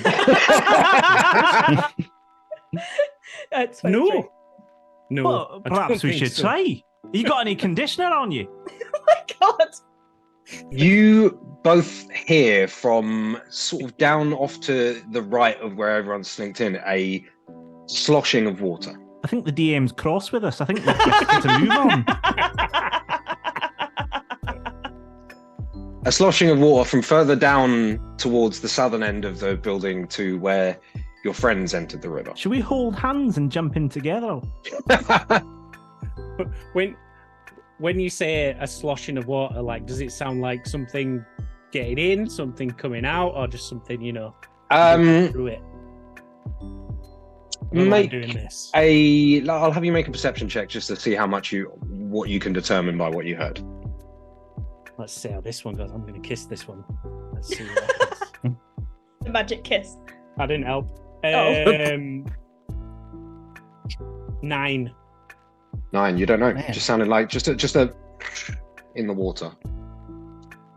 And are you holding hands and jumping in? Yeah, I suppose as I jump in, I'm going to say, I hope we get enough out of this to pay for me a new coat. You both jump in. You begin to descend. You see Jeff and Eden both pulling on this gate, or rather, Eden kind of a little bit further back, and one of her arms is kind of creating a pivot between the grate and the muddy wall. What did you guys get on your athletics? I got a 23. Cool, 23. I was going to say you could roll with advantage. Oh, Because you're going to it's a 23 because that second one was a nat 1. Yeah, so, okay, fine. So it's a 23, and again, yeah, so just from where it was loosened before, it begins to pop off a little bit and begins to sink down. And Tadira, as you begin to move a little bit further into the thing, you see a little bit further up a little lever on the wall. For fuck's sake. There we go. Hold the lever, Tadira will make a beeline for it. Okay, And, cool. I'm guessing. They're great now. I'm guessing As- coming out of the shade form. I don't know if I Yes, can so- interact with things. Well, the shade form doesn't last that long, so you would be out of it now. That's true. However, as this sort of grate begins to fall and the guys who are still by the edge of it, you sort of see some cogs by the side of where the hinge that you pulled this grate off of turn on their own without doing anything, because the grate has been taken off. And as the other two splash in behind you, As we jump in and there's a big raffle of bubbles, I'd like to disguise myself as Tadira. okay, so another Tadira falls in beside Regmund, and you begin to start making your way towards your other team, but emerging from the murky waters, you see a very large crocodile moving towards you. And at first it kind of swims over you, almost like a bird flying over your head. It casts a shadow over you, and this thing is big, and it kind of swims past you and then stops and turns to look at you guys. What are you doing? Immediately swimming into that fucking hole that it's not big enough to get in. You going in the hole? Yeah, like Eden's going in immediately. the hole, and like you can see that like they go to grab their whip to try and help other people through, but it's just like, I don't know how it's a work in water, so it's with the hand that's now detached, it's just like waving as it then kind of like guides it back, and it clicks back into place. Yeah. Could I detect? Could I perceive which one of us looks the least tasty to a crocodile? Make a nature check, please. Okay. I think that Eden's waving like a Woody with Buzz's arm. Yeah. I'm gonna put this out there. Regiment looks pretty tasty. 13. A 13, and you would concur of the people who are still sort of available in and not entering this thing. Regiment probably looks like the tastiest snack. I'm definitely gonna stay Tadira then. Okay, fine. Hard shell. I'm thinking, yeah. Jeff, you've entered the pipe, as has Eden. I'm going in. The other two, because you are still on the other side of the moat, I'm going to ask you both to make athletics checks to see if you can get into this thing, swim fast enough to get into this passage before this giant alligator turns and seems to be lining up to strike at one of you. All right. Just check an ability. Ooh. I've got 14. Ooh. Okay. Ooh. Well, that wasn't a good ooh, was it? That sounded like a bad. Oh. Right. Oh no. Hold on. Where's my things? And I rolled double figures as well, so I felt good about that for a second. But For a second. No. For you, it was amazing. That was a nat 20 for you. I would. Oh, I can't find the thing I was looking for. No, I can't find it. In which case, yeah, that was. Sorry, athletics, you say? Yes, please. That was a straight 12. Straight 12. So, Ooh, as you both... I'm going to use my inspiration and do it again. Okay, go ahead. Oh, yeah, because you got that from yeah, chat. you got that. Yeah, and that was much Thank you, better. chat. Thank you, chat. That's right there, was an 18. Nice. An 18. Okay, well, you both succeed. The crocodile got a 2 plus 8, so they only got 10. So you both, just as the jaws of this thing clamp to try and take a bite at your feet as you swim frantically into the pipe, you do manage to get in there unscathed, and you are all now in the pipe that you see. And as you move a little bit further in, let me just go back to the right map. Tadira's like Eden's frantically kind of- waving everyone. Yeah, Eden's kind of stayed by the grate and is holding it, and as soon as the last person's through, it's going to attempt to just like wedge it, like not put it back, but just wedge it in place so there's just like an extra layer. She Okay, doesn't know so what that is. She's never seen a crocodile before in her life. That is a monster. okay, so let me have you make an athletics check as well, please, for that. That is a 19. 19. So you do succeed in wedging this thing, but as you're doing it, the crocodile does take a strike at you. I'm going to give you 3/4 cover. Cool. So what's your AC? It's 17 at the moment, so with 17, 3/4 so- it'd be plus 5, right? 22 then. Yeah. Ooh. Ooh. Where are we? Giant. There we go. Plus 4. That is a 22. Beats. Beats. So as you're sort of doing that, the arm that you had previously detached, Mhm. it manages to get a bite. You're very lucky because it kind of doesn't manage to close its mouth completely just because of the circular edge of Yeah. the grate. So you only take 3 points of damage. Okay. So it was a 1 on the hit on the I dice. could do that. I could deal with that. That's fine. Okay, so you take 3 points of damage as you try and close this thing, and it just managed to get a couple of teeth in your arm.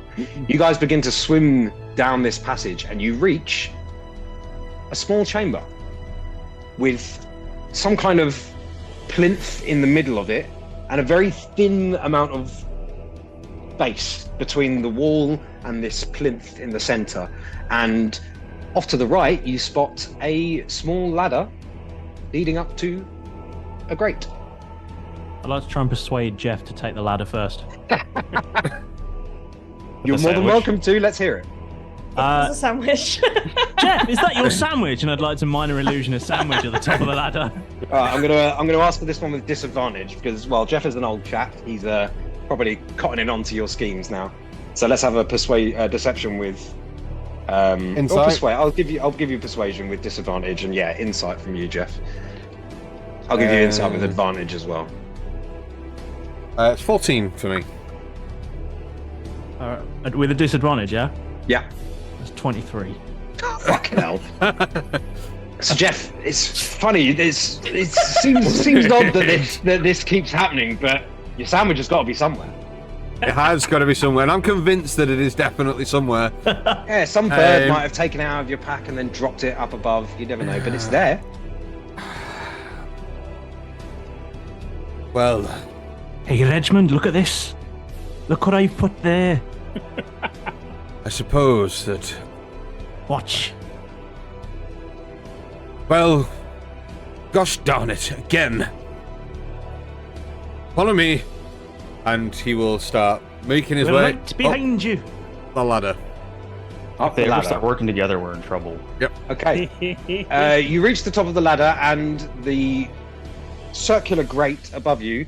You push on it lightly, and it does give, and it seems to open. What would you like to do? Well, your was Open there. it slightly. And Okay. Pick my eyes out. Okay. Make a perception check for me, please. Oh, that's not bad. 15. 15. You inch your head above the ground, and you find yourself in a courtyard. And off to where this plinth in the middle of the area below, there is a fountain, a water fountain, that seems to be fed by this thing that you just swam up. And let me just take you guys onto the map to show you what you see. Now, obviously, you're not all spread out like that, but Jeff is the only one currently poking his head out. But you see this courtyard, and the courtyard is empty, save from a guy who seems to be in sort of ragtag leather armors, and he is currently pissing in a rose bush. Can That's I? one Facing away from you. He's pissing in this rose bush here. It's Eric's Okay. place to do a piss that. I would like to remove the grate as quietly as I can. Okay. I'm going to have you make a stealth check, not with disadvantage, because you're not moving in your armor and stuff like that. You're just trying to Ooh, do it. that's quietly. good. That's a 21. 21. You do successfully, because you move it onto the grass. But on two sides are a pathway. Behind you appears to be some kind of crops or something. Yep. But you slide it across onto the grass. The person does not react. They continue to piss. I would like to slowly climb up, keep Okay. low to the ground, sneak across so I'm right behind him. Okay, you do so. They're sort of humming along a bit. It's later in the day, and you sort of see them swaying a little bit.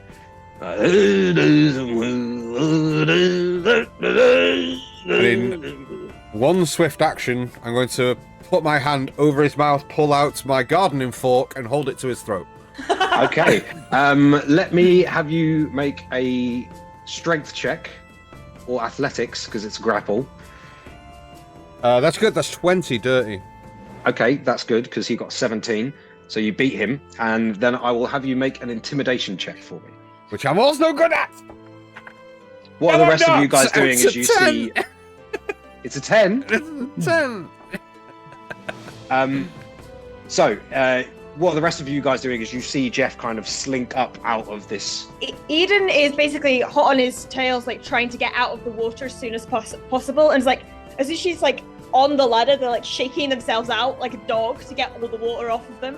But is like, basically, I think as Jeff exits, they're then popping their head out and seeing this. Okay. Jeff, the person you put the trowel tool, the fork to their throat, and they sort of start going, and you see them sort of start grabbing at their waist to try and unsheath a weapon. Okay, Um, I immediately kind of like spin them round to face the group, hoping that Ian spots this. Eden will kind of like clamber out of the grate, get her whip, and whisper, "Silence, darling," and whip it in the air. I'm gonna cast command. Okay. And for clarity's sake, the guy's pants are still down, right? Yeah, the guy's pants, his knob is out. Okay. Nice. So it's a wisdom save of 14. 14, he got a 13. So Okay. he immediately goes "Whoop," and stops saying anything, but is still kind of struggling to unclip the blade from his... That's a good. Could I boy. climb the ladder next? Yes, Clad, you go up there. I'd like to be looking like myself, like a drowned bird. Yeah. And seeing what's going on, I'd like to cast Minor Illusion to make it look like it's falling off. What is his... Just oh, on the floor, yeah. Oh, it. Yeah. He recognizes this, and you see him look down, and how can I explain it? He screams with his eyes because the command has made that he must be silent, but he, like the most intense, I think, just begins to almost like pulsate. What are the rest of you doing? Is it who's heading up next? Regiment will clamber up next. Okay, Jeff, can I get another athletics check from you because he's trying to break free to get to his sword?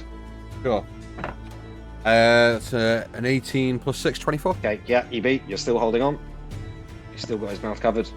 Kadir would come up last and kind of shell against the wall and trying to keep a lookout over the rest of the courtyard.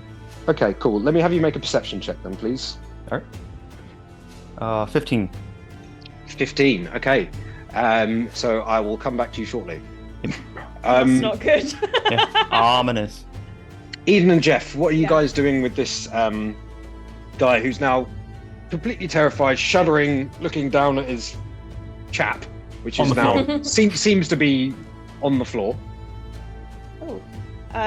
Eden's gonna approach from the other side and is gonna attempt to help Jeff push him to his knees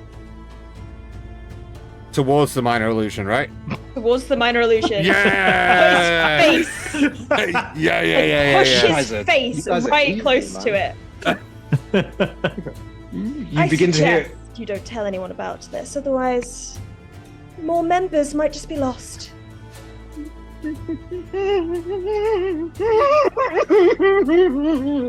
He begins to cry. Cool, can we throw him down the hole? You want to throw him down the hole? I'm gonna take my hand away from his mouth now, but hold him down, and then sheath my garden fork, and then doff his armaments. Oh, okay. Cool. So yeah, you take off some of his. Doff my own clothes slowly, and no, I'm gonna take his weapons off his belt.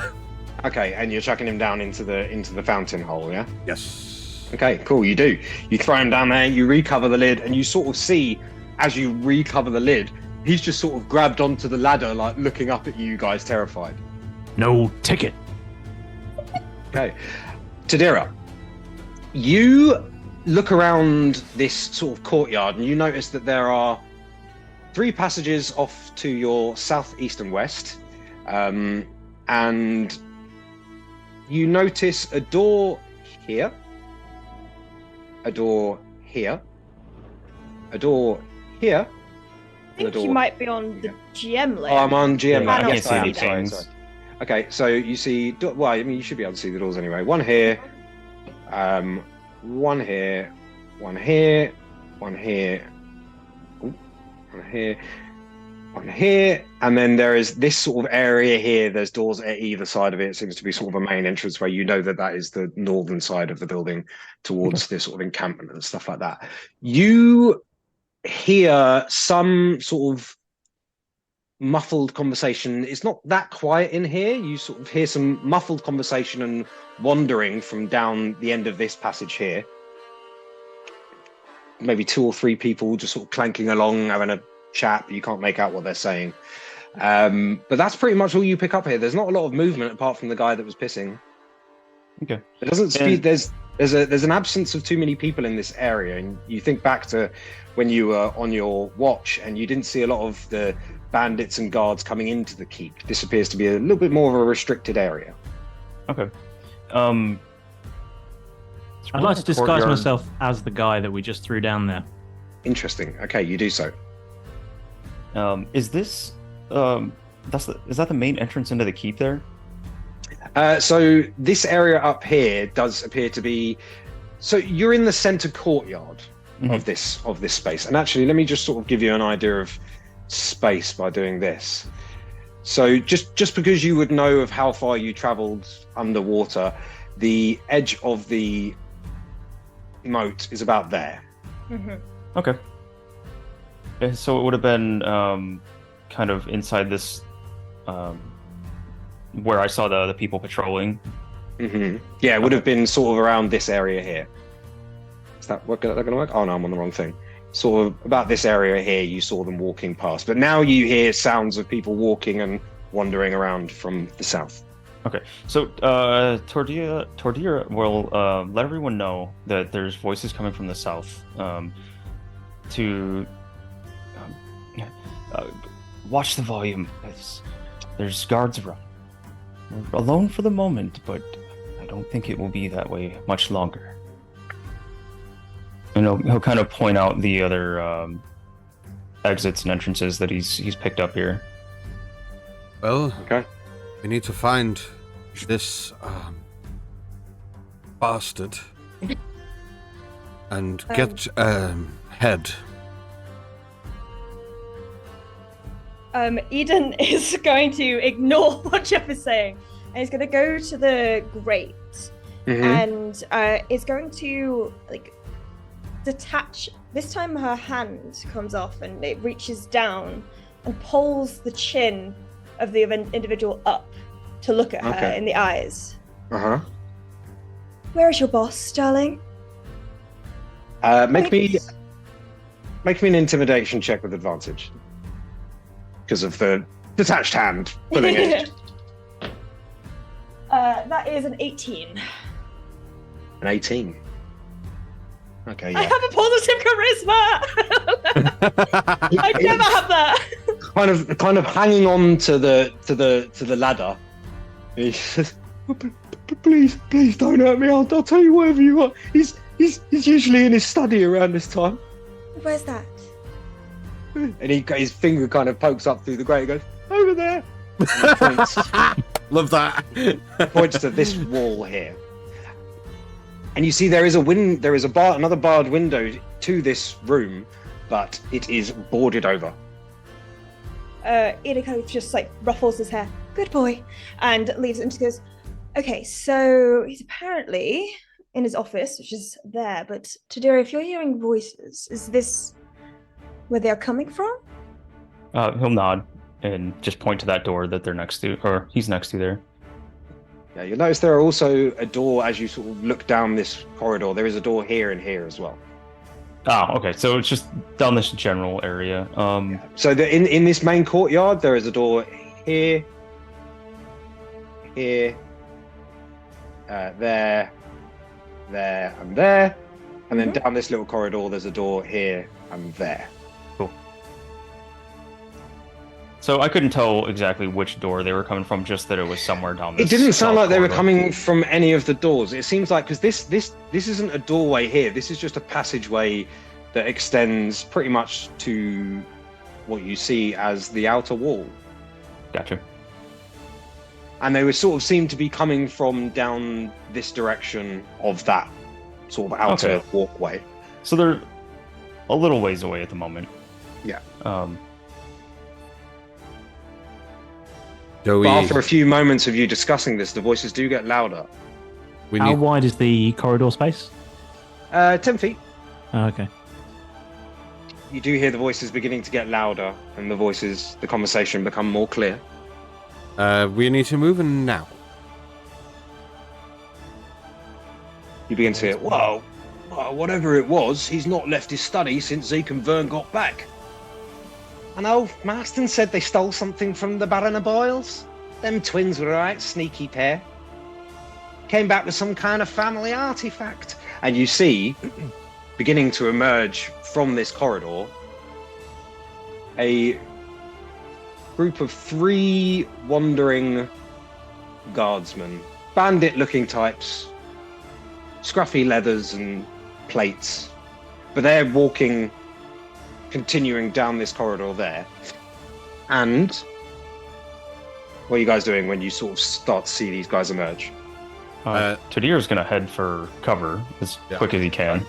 Okay. Eden's moving towards cover, but they completely freeze when they hear about stealing something from the Baron, and you just see a vein pulse in their head. Ew. I'd like to pretend to be peeing on the roses. Okay, so you go over there with your... And they... Regiment, what are you doing? He's going to be diving straight for being out of the way of where they're coming from. So have you guys all make stealth checks, please? Do I need to make a stealth check if I'm... You do not. Ah, We'll come cool. to you. It's 11 for me. 11 here as well. Just rolled 2 18s for a 20 at disadvantage. Hell yeah. Nice. Excellent. And Regiment? A 9. A 9. Okay. Lucky, because I rolled a 6. So they do not see you all dive for the walls to sort of get out of view, but they do glance down, and they do see you, Clad. Yep. But they do not see you. They see the same chap that you witnessed pissing in the bushes, who now is in the sewers. And they say, "Hey, Boris! What are you doing? Get back to your bloody patrol, mate. Oh, mate, sorry. You all right?" Yes, boss. I'm good. I just I had a big drink and a big wee.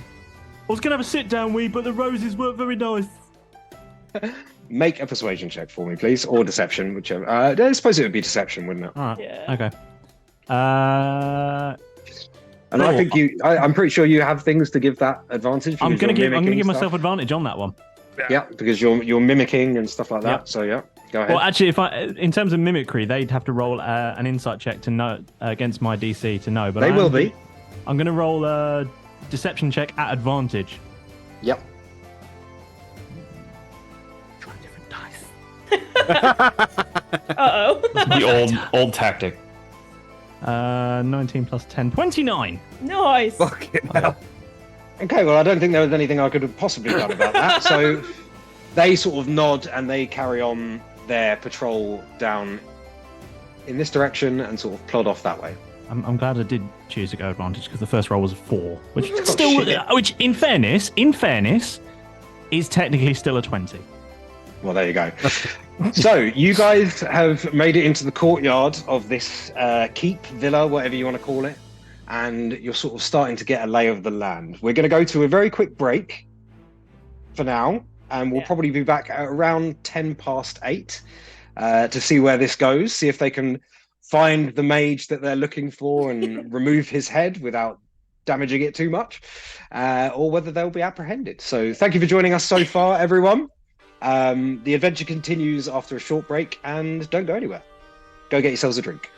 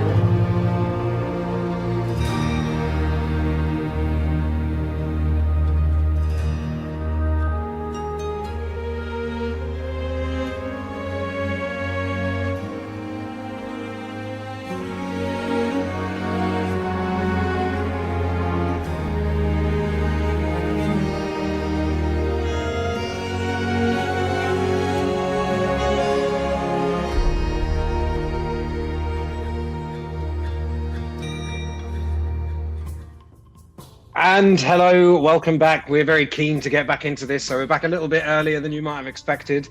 Hope you managed to get yourselves a drink and a couple more snacks refilled on all that stuff, because we're going to go straight back into things, if that's okay with all you guys. Yeah, let's do it. Absolutely. Okay, so we return to our party of adventurers who have just managed to surreptitiously make their way inside the keep of this renegade mage that they're seeking out. They've taken care of one guard by convincing him that his fella fell off while he was having a wee, and stuffed him down a drain where he currently resides, terrified for his life. And they've learnt that the study of the mage that they're looking for, where he seems to currently be residing, is to their south. They've just managed to avoid, to some extent, patrol that seems to be moving around the outskirts of the keep, whereas Clad changed into the chap that they just stuffed down the well, and managed to convince them that nothing was awry. So undetected as yet, but what would you guys like to do next? You said this window that we're closest to is boarded up. Yes. Okay. Is there any opening that you can kind of sneak a peek through there? No, it is boarded up seemingly on both sides. Okay. I'm sure you can pass through that, right? I could. You pop into the other side with a room full of guards. Be no bueno. Let's well, we're here for a reason, so I'd like to persuade Jeff to try and break down the boarded up window. So just to clarify, as I said before, there is a door at this side here, down the corridor where you just saw those people pass. And it does not seem to be barred or anything like that. Eden's going to let off another magic awareness blast, so one eye just shines even brighter than the kind of blue glow anyway. So 60 feet. 60 feet, so let's see. It's just like an instantaneous, like, whoosh. Okay. Okay. You detect quite a number of magical objects in this room here. Okay. Scattered fairly uniformly around the room. Okay. And you detect something quite magical in this space here. Don't know if you can see that. Yeah, is the essence of it remotely familiar to me in any way? Because I've also got in mind, they said that they'd stolen something from the Baron. It may not be something I've ever encountered, but... I'll just try to Google scrying. If that's what you feel. There's some kind of element of... What type of thing is that? No, that's people crying. You feel a magic vibe of sadness. You feel a large presence of divination magic here, and also lots of various different schools of magic in this room here, all dotted around. You also feel a presence of magic around here, and as you look at it, you sort of gain a sense of the shape of it, and it seems like a rectangle. And also, you pick up that this door here has some kind of magical essence on it, as well as the door to this room that has lots of magical items in it. Both seem to have a magical essence about them. Hey, Jeff, go and try the door. Jeffrey, do not try the door. Your sandwich is not in there. Where are we heading? In which direction? Southward is where the mage resides. No, they were whispering about him not leaving the study. The doors themselves seem to be magically protected, some kind, but there is something. I don't know the word. The divinatory. I don't know. I was told divinatory. I like that. Within, so there may be prying eyes. Then But this is where we must go. let's go. And I'd start moving south down that corridor. Okay. So you begin to make your way down that corridor. You come to the door, and it is a fine oak door, quite thick. No key. There is a keyhole and a lock and handle to the door. Can I No try and window. persuade Clad to go through it? You could try. How would you like to do that? By picking him up and throwing him at the door. For fuck's sake.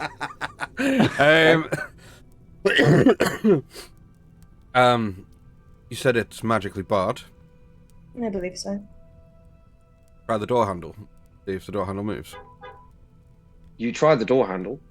It does not open. It turns, but doesn't budge. But you don't blow up or anything, which is good. That's nice. Always a bonus. You didn't even have to roll to make him try that one. Do any of you know how to pick locks or anything of that nature? Tadira looks at his gigantic paws and Okay, looks over to the bards. Not you. You two? I've got one idea, and it's just so crazy, it might just work. I'd like to try and Eldritch Blast the door. Oh, for Jesus. Okay. I won't have you make an attack roll for that because it is a door. Good. Okay. You do so, and as the Eldritch Blast hits, let's have you roll some damage first. That's first one's a 9. Okay. And the second one's an 8. Okay. So as your Eldritch Blasts leave your wings, they hit the door, and you see them kind of, and you see a ripple over the door, like. But the door, the wood, seems to be undamaged. You were supposed to blow the bloody doors off. how loud was that? Yeah. Good question. It was not that quiet. Yeah. Amazing. It was like a almost, well, there was no impact on the wood, but there was like a. Are there any windows? On the door? No. Obviously not. On the wall surrounding, whether it's back towards the courtyard, no Only the windows. Only the boarded up window at the courtyard that Tadira couldn't see any gaps through. Yeah, so with that, the stealth kind of sort of out the window, he'll try to pull off a board from the outside and see if there's any kind of magical resistance around the window at all. Okay. You try and begin prying one of the boards off. Let's have you make an athletics check for me. Oh yeah, that's not good. Anyone else doing anything while this is happening?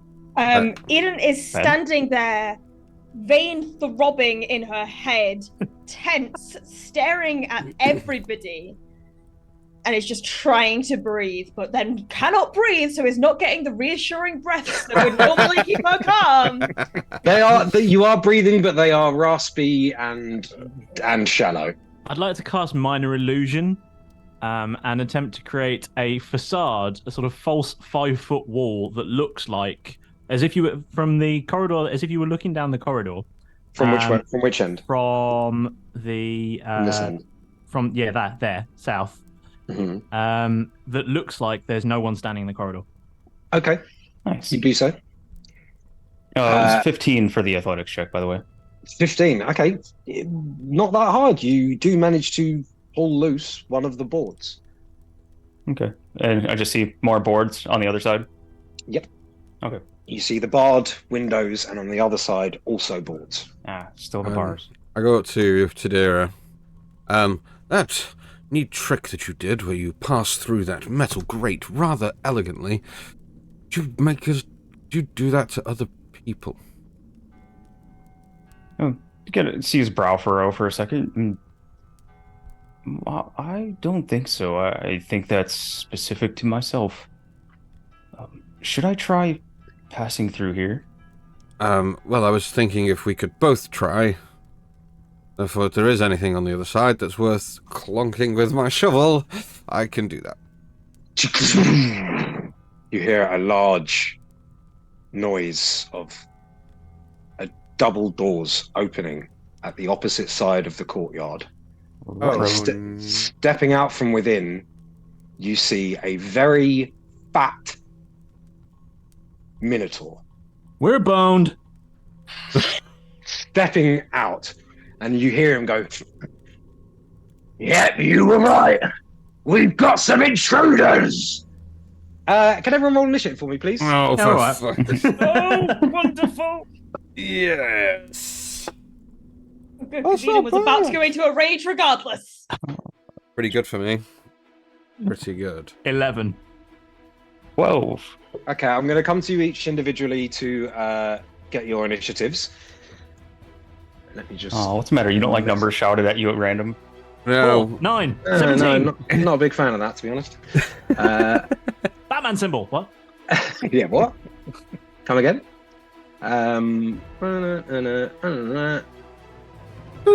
He's down the well, so we won't put him in here. And 1, 2, 3 of those. Okay. So first, Jeff, what's your initiative? It would be 18 for me. 18 for Jeff. Clad. 11. 11 for Clad. Eden. One pin great 6. Big old 6. Regiment. 6. Nice. Oh, 6 buddies. Who's got the higher dex? I've got +2 decks. I 2. have +3 decks. Ooh, so Regiment is going first. I'm going to put you on 7. Tadira. 12. 12. There we go. Okay. Damn, son. Let me reorder that. The Didn't other expect me way. to do that well with an 11. Okay, so Jeff, as you see this large, fat minotaur with a big axe over one shoulder, its hoofs stepping down the steps into the courtyard, and snarls at you as smoke comes out of its nose. What would you like to do? I'm going to. Can I have a free action to hand something to someone? Yes, I will allow you to do that. I will hand Tadira my crowbar. And just kind of like hand him the crowbar and just be like, go now. And I will, as sprightly as a 65-year-old man can, I will briskly jog. Like, he can't run, he'll put his fucking hip out. But he will into the courtyard to go 5, 10, 15, 20, 25, 30 to here. And Okay. I will. You kind of leap over the small railing that separates the pathway to the garden and run onto the cabbage patch. Yeah. Okay, and then I'm going to pull out my trowel. Matrowel! And I'm going to spin it into my hand and just launch it at the Okay. Minotaur. You launch your trowel. Make an attack for me, please. It's a 6 plus 13 to hit. Does not hit, unfortunately. Then I'll take out my garden fork and throw that with my second attack. You begin throwing all these garden implements at this massive fucking Minotaur. Go ahead, make another attack for me. That's okay, that one. That's 22 to hit. That will hit. Roll some Or- damage. Hold on a second. I will make this a menacing attack. Okay. So my superiority die, which I believe is a D6. I think it's a D8, isn't A it? D8, yeah. So that's 4 plus 5, so that's 9. Plus my superiority, which is 7, so 16 points of damage. 16 points of damage, very nice. And And what does it- he have to do? Wisdom save, please. Wisdom save. Let's see what a Minotaur has on wisdom. So wisdom save, it's just a +3. Oh, just plus 3. That's 11. He fails and is frightened until frightened of me until the end of my next turn.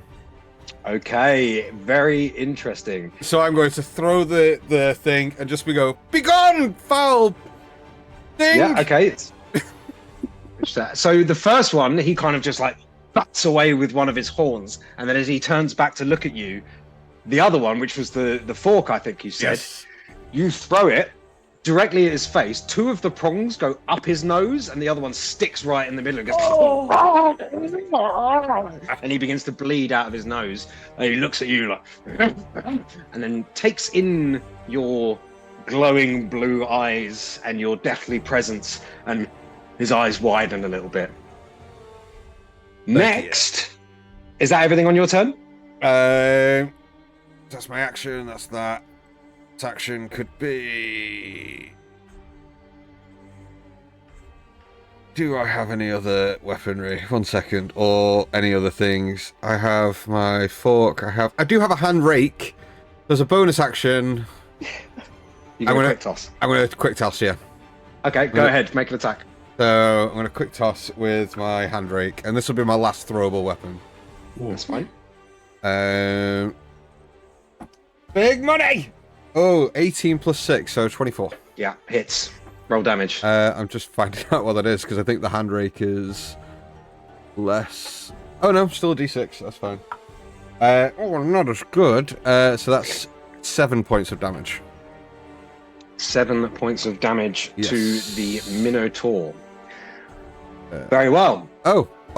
I can add a superiority die to that, which is 7. Yes, so you that's can. 4. So that's 14 total.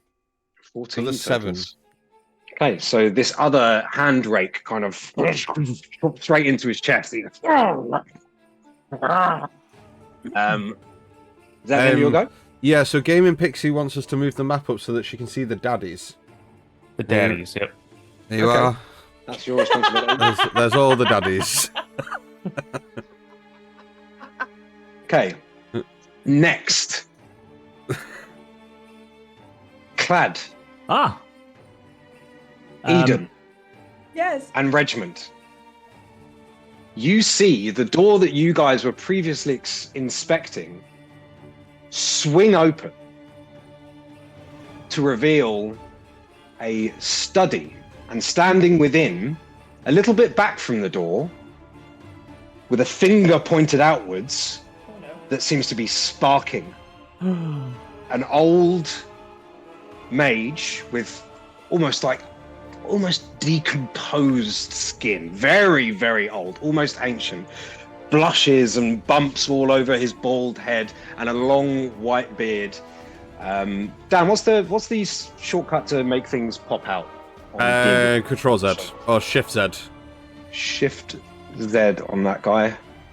Or is You it should be able to Control see- Z? Click it. You've got to click it first.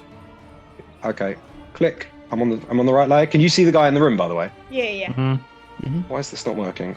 It says I'm still on If reveal. I do that, Oh, there we go. Hang on.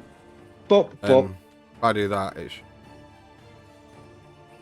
You guys see There you this? There he is. There he is. Nice. You see this guy floating either side of him are 2 books, Ooh. and he is grasping one of them and pointing a finger out of the door as he fires a fireball out the door that someone just fucking smashed on. I need Clad, Eden, and Regiment to make me a dexterity saving throw, please. holy shit. Is this an effect I can see? Yes. Okay. Okay. Okay. 14. Which one's going to give me the best roll? Let's try Bluey. Dex save, you say? Yes. Yeah. Yes. 9. Nice. 9, Eden, 14. 14, Regiment. 13. Okay. So you all fail, Fun. and you all take 23 points of fire damage. I think. Holy shit. Well, that's not good. Hit. And 23, you say? 23, yes. 23 points of fire damage, please. 23. Ooh. Yeah. Oh dear, indeed. Just to check something. Sorry. Yeah. I'm pretty sure that it doesn't work, but I've got silvery barbs, but I don't think that'll work on a No. on a. That does not No, work on no. a save, unfortunately. No. I thought so, but I thought I would check because otherwise I'd regret not using it. And you sort of see this this mage standing there. It says, Intruders! Unto me, all of my protectors! Didn't like Aren't you a that. little old to be wearing braces? But that is his go. He remains standing in the room. Yes. Next up is Big Boy. So he cannot move towards you, can he? Nope, or in my direction. So he's going to run up the side. How far away are you from him right now? I don't want to. I want to do this fairly. 25 feet. So he's going to kind of run up that way. He's going to just sort of start running around in a bit of a circle. Not to be that guy, 10, but 5. does the mage know that I'm not the one of his own guards? 25, 30. Well, he heard someone fire a spell at his magically locked door, which even if it was one of his men who did that, he'd probably kill them as well. So Did he see me do it? he heard you do it, and he swung the door open and fired a fireball out. How So- rude. Very He doesn't rude. He's even not a nice care. guy. So he's just going to charge around you and start making his way down to about there. Oh, no, Right. about there. And he's going to use his action to dash, but he can't get to anyone on this turn. And that is his go. Tadira, Damn, son. Okay. You're up. Does it look like and there Clad, you're are on deck. any other protectors or anything coming from the same door that the Minotaur came from? Well, at a glance, no. If you'd like to see if there are any other threats coming towards you, it would be an action to observe the situation. I think we have enough threats at the moment. I was just kind of double checking. So, Tadira will take a look at Minotaur friend here, and he will use a Quicken spell to cast Slow. Okay. Oh, so good. Is that a save? That is a 1 second. It is a Wisdom save, I believe. Okay. Yeah, Wisdom saving throw. Okay, that's So- going to be a 16. It was a DC 15. Okay. Okay, so that didn't work. But to try I to, will just say, just because Regman mentioned it earlier, You can silvery barbs enemies can- saving throws. yes, you can silvery you barbs wanted to. enemy saving throws if you want to. It's just not like you couldn't have Yeah. silvery barbed the whole spell, sort of thing. Yeah. But it's up to you if you want to do that. But okay, yeah. So he succeeds, unfortunately. okay. Is Tadira making it clear what he's trying to do at the moment? Like, is it obvious? I assume there are some components to this spell that you would be aware that Tadira is trying to cast some magical effect on this person, Okay, yeah, I'll. unless you're subtle spelling it or anything like that.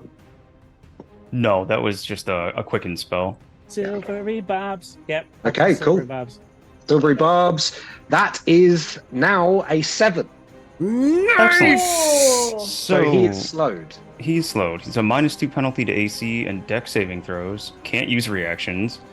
On his turn, it can use either an action or a bonus action, but not both. And regardless of the creature's abilities or magic items, it can't make more than one melee or ranged attack during its turn. So Very, good. very good work there. So good. Any other? So that was quickened. So was that? That was bonus? quicken. Yeah, and I actually have a kind of a pile of things to go on here. So with the shard of shadowy stuff at the end of the spell, or at the end of the staff, I'm going to use my Shadowfell shard to momentarily curse one creature targeted by the spell. Choose an ability score, and until the end of your next turn, that creature has disadvantage on ability checks and saving throws that use that ability. I'm gonna say, probably Dex. We'll say Dex. Dex. Yep. Disadvantage Dex. Yep. And then for my regular action, because the quicken spell made it a bonus action, he's going to, let's see, 5, 10, 15, So 20. he's already got disadvantage on Dex anyway because he is slow. Oh, that's true. Wisdom then. I'll go Wisdom. Wisdom then. Okay, fine. My bad. He's going to peek in this door here and see where the fireball came from. You just imagine like the turtle head like hopping around the door frame. Yeah, and you see what I described, this old man in blue robes with two grimoires floating beside him, clutching one and just retracting an arm. And he's going to cast a Mind Sliver in there. Mind Sliver. Yep. Is that a cantrip, yeah? Yep. Let's see, Okay. he needs an intelligence saving throw. Yeah. Okay. And Regmond, you get to give somebody advantage as well. Oh, I know. Okay. Yeah. Call that now. Who's going to get the advantage? I was going to give that to Clad. Nice. Get the advantage. Clad's going to get the advantage. That is a 24 on the saving throw. Woohoo! Yeah, that doesn't do anything. Okay. He tried. He was trying. So that was 5, 10, 15, 20, 25. Yeah, there's not a good spot here. He's just going to stay right there. Nice. That's it for me. Okay. Next up in initiative order is Clad. Cool. Okay. So who's? I apologize. I lost track of everything that was going on there. Who's the one that's had all the stuff? Is it the Minotaur that's had? Minotaur is currently slowed. Is afraid of Jeff. Okay. Has disadvantage on wisdom saves Awesome. And Dex saves. and checks and dex saves. Yeah. Oh, what a time to be alive. Okay. In which case, I would like to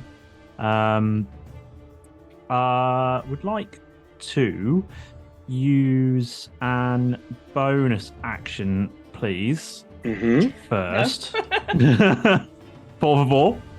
And I would like to look at I'd like to run out and look at said Minotaur and cast Hex at it. Okay, Nice. so where are you moving to? Let me move me. I'm going to. How far can I go? What's my speed? I don't know. I've got to know 30. things. 30, I think. 30, yeah, that's me. How do I get like? I want to go back over to my rose bush. What, the one covered in piss? I think you're on the ruler tool, so you Oh, go on the select. okay. Apologies, I don't use online things. What have I clicked now? You, over there. There we go. Don't need these in a podcast. No one can see it anyway. Right, so I'll run over to me bush. Yeah. And now Prickly in my bush. it's the prickly bush, and I'm going to cast Hex at said Minotaur. Okay. Mine bonus action, and I don't know what. Do I have to do something for that, or does it just? No, I never it's played Warlocks. It's an additional Excellent. D6, and it has disadvantage on a ability check of your choice. Certainly does. What have we got? So we got Wisdom and Dex. Let's go Yeah. Int as well, shall we? Nice. Okay, so this guy's hexed and he has disadvantage on intelligence. Cool. Excellent. He doesn't Now need it's- to make a save for Dex or any for No, Hex, no. does he? No, just hexed him. Yeah, and it's an automatic extra D6 damage. So he's cursed and hexed and all sorts. And I would like to use my action then to cast an cantrip. Por favor. Okay. Yes, please. I uh, wonder what it'll be. Formerly known as Eldritch Blast. Go for it. Make so let me get 2 attack rolls, please, from you. Which ones are we going to roll? Let's roll blue and red, shall we? So that's 2 9s plus 7, so 2 16s. 2 16s, both hit. So Excellent. let me get damage for those, please. And I'm going to roll this one and this one. Right, there we go. 7 and a 6 plus 4 each, so 10 and 11, and then an extra D6 as well. Is that on both?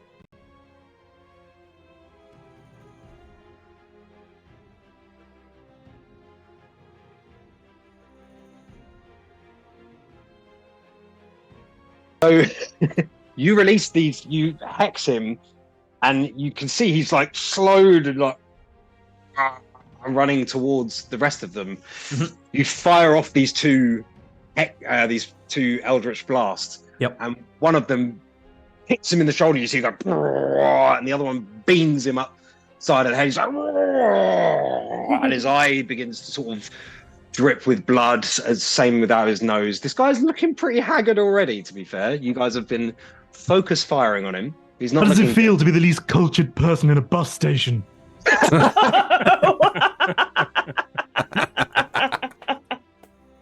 Oh, that was brilliant. Next up you all see charging in from the corridor to the left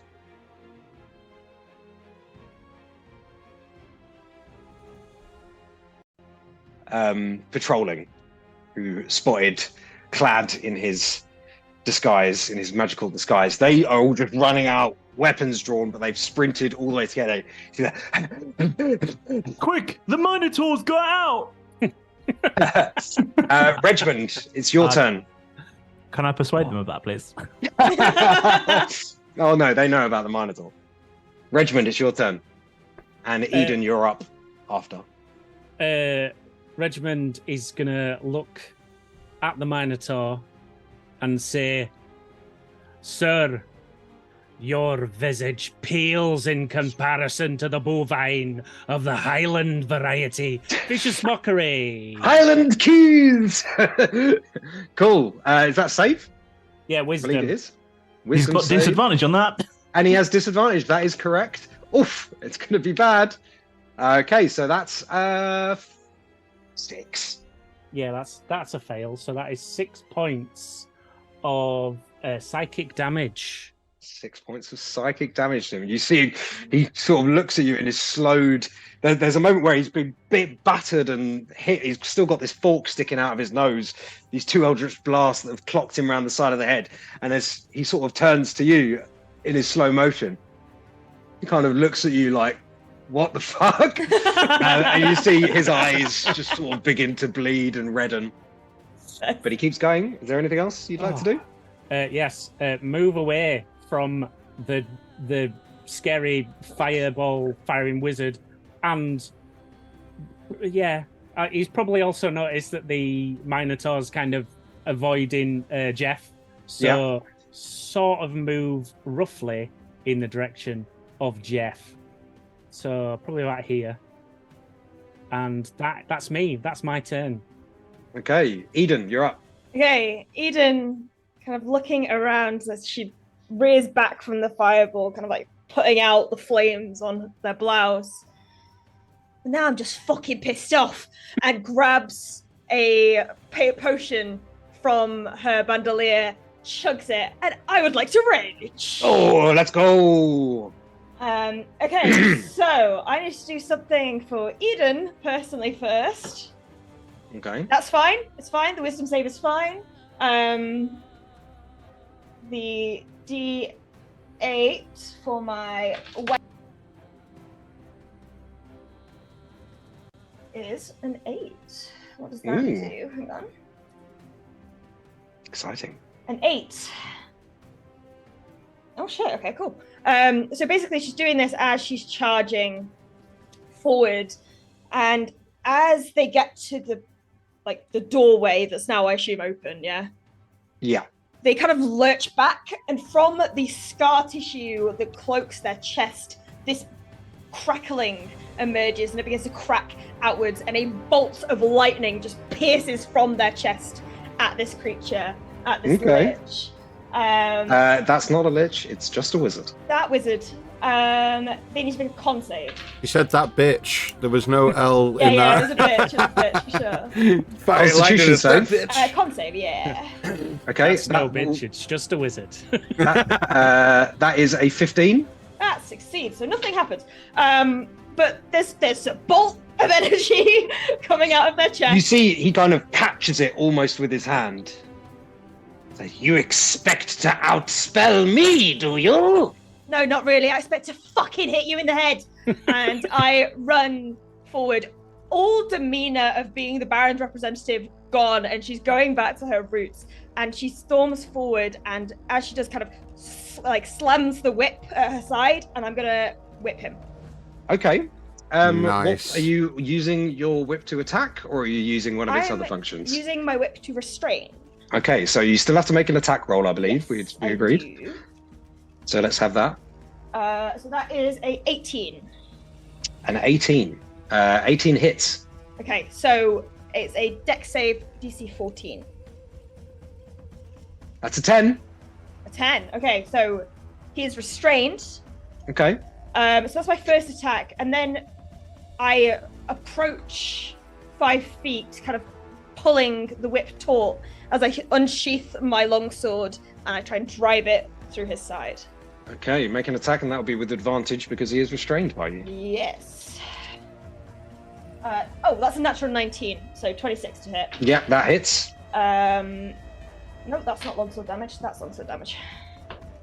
Oh, max damage. So 8 plus 4 is 12, plus 2 for the rage is 14 points of damage. 14 points of damage. Interestingly, one of the books, not the one he was grasping, but the other one that was sort of floating next to him, opens out its pages towards you. And as you strike, you hit the book and it kind of sparks off of this book. Okay. And does not appear to harm the wizard, but the book itself kind of lots of its pages come flying out. Let the hate flow through you. And that was how much damage, sorry? Say again? 14, right? 14. 1, 2, 3, 4, 5, 6, 7, 8, 9, 10, 11, 12, 13, 14. Okay, cool. So this book, loads of its pages come flying out, and the mage just sort of goes, You thought it would be that easy, did you? and then as he says that, from behind the Minotaur, bursting out of this door here, in a kind of very Terminator sprint, you see, bursting out into the courtyard, what looks to be a person in extremely heavy armor. And they run to there, and as they get there, they stand with their sword down towards the floor, like that. Fun. Well, thank goodness you're here. That's what that thing does. Jeff, you're up. Okay, I am going to spot these bastards behind us, Mhm. and I'm going to take 2 steps or like a few paces, and I'm going to launch myself over the barrier as I hit the first one, the one in the middle. Can I just say, before you turn to do this, you hear a voice in your head. Is Place to hear 'em. everything okay in there? There appears to be quite a lot of activity happening out front. Oh. Well, we wouldn't want that now. And then I will... Can I have free action to do my other thing? It is Then an instantaneous thing. Then I do that other thing. Okay. So, you can say what it is. Okay, that's all right then. So I telepathically communicate to my good buddy zombies on the outside to start charging towards the gate, or at least kind of lurking towards the gate, and start like banging and bashing on them to try and make as much noise and distraction. So you send out that command. Yep. Yeah, zombie And, friends. Yeah. Okay. And continue your turn. Yeah. So I launch up and I will attempt to hit the first one. Okay, go It's ahead the and make an one- attack for me. The one in the middle that I'm going for first. One in the middle. Yeah, so that I assume will hit. It's a 19 on the die, plus 6, 25. That definitely hits. Okay, so he takes 6 plus 5, 11 damage and is pushed 5 feet back. Okay, so this strike that you hit him with your shovel, Yeah. as he goes back, he's very much like, oh! And there's a spray of blood as are you hitting him with the blunt end or the sharp? Oh yeah, blunt end. Always blunt. Okay, so you just smash it into his face, and he goes back as his face is buckled, teeth are hanging out, one eye is sort of popped out of its socket from this massive slam in the face, and he does fly back 5 feet. And then I will take up this position here. In Okay. the middle of them. Nice. And then I will use my second attack to hit this guy here on my... So I'm basically Okay. going to... So this is a woman with 2 axes at the ready. Yep, I'm going to swing at that individual there. Go ahead, make an attack for me. That's a natural 20! It's a natural 20! Shocky crit! Okay. Ooh, so, So let's roll some damage first, please. yeah, there's things that happen because I do that. 1 second. So I get... One sec. Oh, amazing. Okay. So that's 6. That's another 11 damage. Mm-hmm. And because it's a crusher critical hit, Any attack rolls against that creature are made with advantage until the start of my next turn, and they're pushed 5 feet back. So that was an 11 with a crit. Did you double the? Oh no, I damage? didn't. No. So that's 12 plus 5, so that's 17 total. 17 total. That individual is moved back 5, and any attack made against them is with advantage until the start of my next turn. Okay, and roll on the chunky crits. What level are we? We're 5. Let me just get the table up. 1 second. I should have had this prepared, but I did not. So level 5, so it'll be the first table. I rolled a 3. You will never guess! Stunning crack! Yes, stunning crack! For those who are new to the stream, stunning crack is one of our favourite things on the crit table. If you can't figure out why, then So, stunning crack to the forehead inflicts an additional 1d4 damage. I do have a d4 here. So that's an extra 3. An extra 3 damage with this strike, and the foe falls to the bottom of the initiative count next round, or this round. well, not only do they fall to the bottom of the They initiative fall! count, but they fall. Boom. They are dead. You smash them on the top of the head, and their cranium just becomes a flat plane, Okay, and so their that's... eyes roll black. Nice. And then I'm going to action search. And you're going to action surge. What are you going to do with your? I'm going to hit the other 2 dudes. So the first one is going to be... Oh, that's not good. That was a 2. It's not going to hit them for an 8, is it? For an 8, no, 8 misses, unfortunately. Second attack on the same guy. Oh, that's not too bad. That's a 14. 14 hits. 14 hits. This is on the guy that you've already hit, or the guy above? No, the other one. Okay. The other one. I want them both to fear me.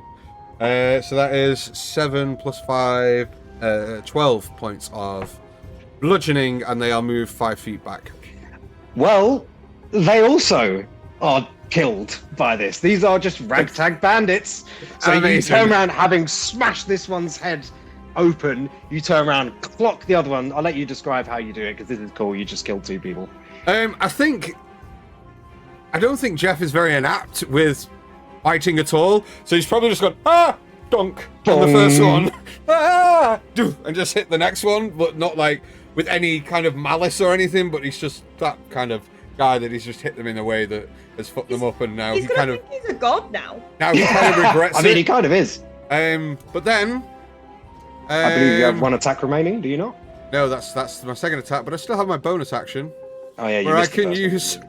I can use any weapon as a ranged weapon, and I will throw my shovel. I will literally just go and just throw the shovel at the dude in front. It will be with At the disadvantage. dude with the busted up face. Yeah. It will sure, be make disadvantage because it's 5 feet. That's fine. But even with disadvantage, that's still not bad. That is a 13. 13 just hits. 4 plus 5, 9 points of damage. So you kind of just bang, bang, hit these other 2, and then you just kind of over the head just throw it at this dude who's still sort of semi on the floor, because I think you knocked him back. Yeah. And it just takes the top of his head off. Sick. And then... Or whatever hits him in the chest. He dies as well. Then free action, pick up my shovel. Yeah. And then I will use my remaining 10 feet movement to jump back over the thing and land here. So I'm kind of in the direction of my compadres. Okay. So the Minotauri dude cannot move towards all 3 of us, which is Redmond, Clad, and myself. You're not Redmond. catching them killers then. Richmond's just going to be looking over, going. Just the fail like wobble of his like sunken skin. Like... Eden, Yes. as you have this mage wrapped in your whip, Uh-huh. and you're stabbing your longsword towards him, but it's being caught by the book, he laughs at you. And then, in a swirl, he misty steps. Oh, bitch. Damn it, Meg! How far is misty step? 30 feet. 30 feet. Yeah. Just somewhere you can What? see. Does it Does it bloody see- hell when I've said so, does it fucking hell? I believe it's just somewhere you can see, though. It's to somewhere you can see. Yeah, Okay. yeah, I think you have to see where you're misty stepping to. I'm in danger. Sorry, I shouldn't have said that at all, should I? But just He is going to misty step out to the doorway. Where the hell did his token go? There it is. He's just gone. Going to misty step to here. And then he is going to turn to you, Tadira. Uh-oh. God, sorry. And he is going to... Break into the fort. We'll have a few laughs. It'll be easy, he says. He, as he sort of appears next to you, he tries to grab you by the neck. That is a 18 to hit. What hit? I'm gonna cast shield Okay. Nice. and give myself +5 to AC. Nice. Okay, so he goes to grab your thing, and you just put the staff with the shard in front, and his hand stops, and you see this crackling electric energy coming from his hand as he attempted to shocking grasp you, but was unable because of your shield. Very well done. That will be everything. That's his bonus action. He's not going to... He is actually. He's going to try and run past you. Okay. You will get an attack of opportunity if you wish. 1, 2, Yeah, why not? 3, 4. We'll take those. Why am I counting up? 5, 10, 15, 20, 25, 30. He's going to run up there. You have an attack of opportunity if you'd like. All right, that is Do it. 12 total. 12 total misses, unfortunately. Yeah. So you sort of throw up this shield, and as he kind of tries to grasp you, he pushes you to side and sort of hobbles off down the corridor towards his companions and his protectors. Next up is Big Boy, who is no longer afraid, if I'm correct. No, because it was the end of my turn. End of your last turn. So he is going to push his way through and in front of Barazan and this plated armor person. And as he does that, actually he's going to sort of go, hang on, let me figure this out. 5. Yeah, that's 10 feet. So he is going to run out and then charge towards Regmund. And he is going to try and gore you. Ooh. But he's still slowed, so he's got half movement. Go blimey, governor. So he can't do that. It's half movement when you're slowed, right? Yeah. Yep. Okay, so he can still make it to there, but it's not in a straight line, so you're saved from the gore. He's going to move to there, and he only gets to make one attack, right? Yes, action or bonus action, not both. Action or bonus action. I don't think Minotaurs have very many exciting bonus actions, so it's going to be a great axe swing at you, Regmund. Yeah. That's a natural 20. Oh! Does he have advantage because of... Silvery Barbs, sir. Okay. Fair enough. Okay, that makes it a 15. Oh, god damn it. That hits. Yes. It's not a Still crit. hits. But not a crit. It's But not it's a not a crit. crit. Yeah. That's good. Okay. You take... oh, sorry, I'm rolling the wrong thing. Oh my god, this is a lot of damage. So fun. No, I meant the dice. I meant the dice, not what I rolled. Don't worry. So that's 16 points of damage. Luke, your God. face just fucked me up. Also, Claude gets advantage, by the way. I'm going to bestow my advantage to Claude. Didn't you do that cool. last time round? Does it run out after a round? Yes. It does. You have to use it in Yeah. the same round. Yeah, Oh, okay. I should have used it last time. Sorry. Oh, should've. well, I you can might use have it rolled a now. crit. Remember this time. I will. I'm gonna Okay, put it so on my you sheet take- and everything. You take those 16 points of damage as this thing kind of, and then brings it down on top of you. You try and sliver it out, and it looks like it's just going to cleave you in half. But because of your silvery barbs, he kind of stumbles a bit and swings to the side, cuts you across the chest. But that's all he can do because he is slow as fuck. Tadira, you're up. All right. Things drastically changed. So, The battlefield has shifted. it has quite a bit.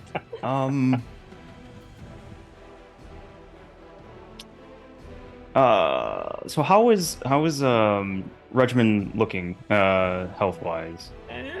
Not great. Okay. If you had to put it as like a number between, say, like one number and another number, what would you say? Just arbitrarily, apropos of nothing. No, that's okay.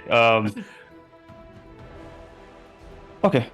So Todira will, point his staff towards the Minotaur, and I'm gonna need him to make.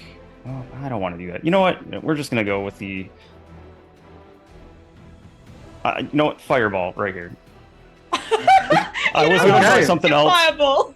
Yeah. Okay, so Are we that's, running that far over? I don't. so that's Dex for everyone, right? Whoa. Where are you centering it? That's your Yeah, question. where's it centered? If you, I might let's suggest see. maybe not immediately on the Minotaur. No, just no, right no, next no, to no. all the rest. No, I think you pointed sort of in the middle of like. It's gonna be like over this way because I want to make sure they're kind of grouped up real nice right there. So You're making sure that it doesn't hit yeah, your friends, So- essentially. it's been a minute since I've used Roll20, but That's fine. So Dex saves. yeah, Dex saves. That's so, not right. Give me 2 seconds. The mage, he got a 14 plus. Oh no, I know what this is. 14 plus 3, so that's a 17. Oh, okay, never mind. I thought you were throwing a counter spell out there. That's a good idea, actually. Why did you do that? He's done it now. All right. Yeah, okay. I'm gonna. Yeah, he counts. He rolled the save.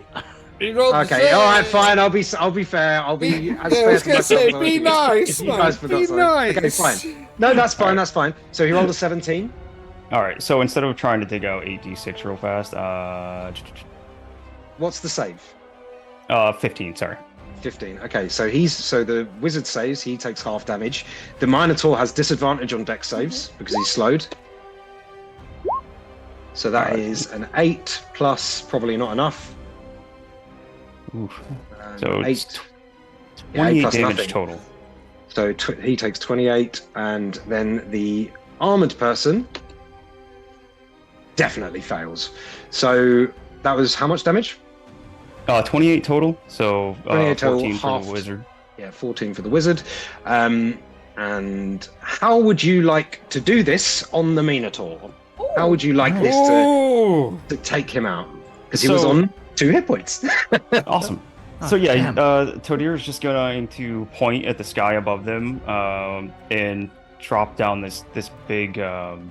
I mean, it looks like a fireball, but you see like wrapped in shadow and just drop down on here and just incinerate the ever-loving shit out of that Minotaur. Okay, that's fine. So the Minotaur takes. Hang on, let me just double check something very quickly. Mhm. Any resistances to this thing? Where is he?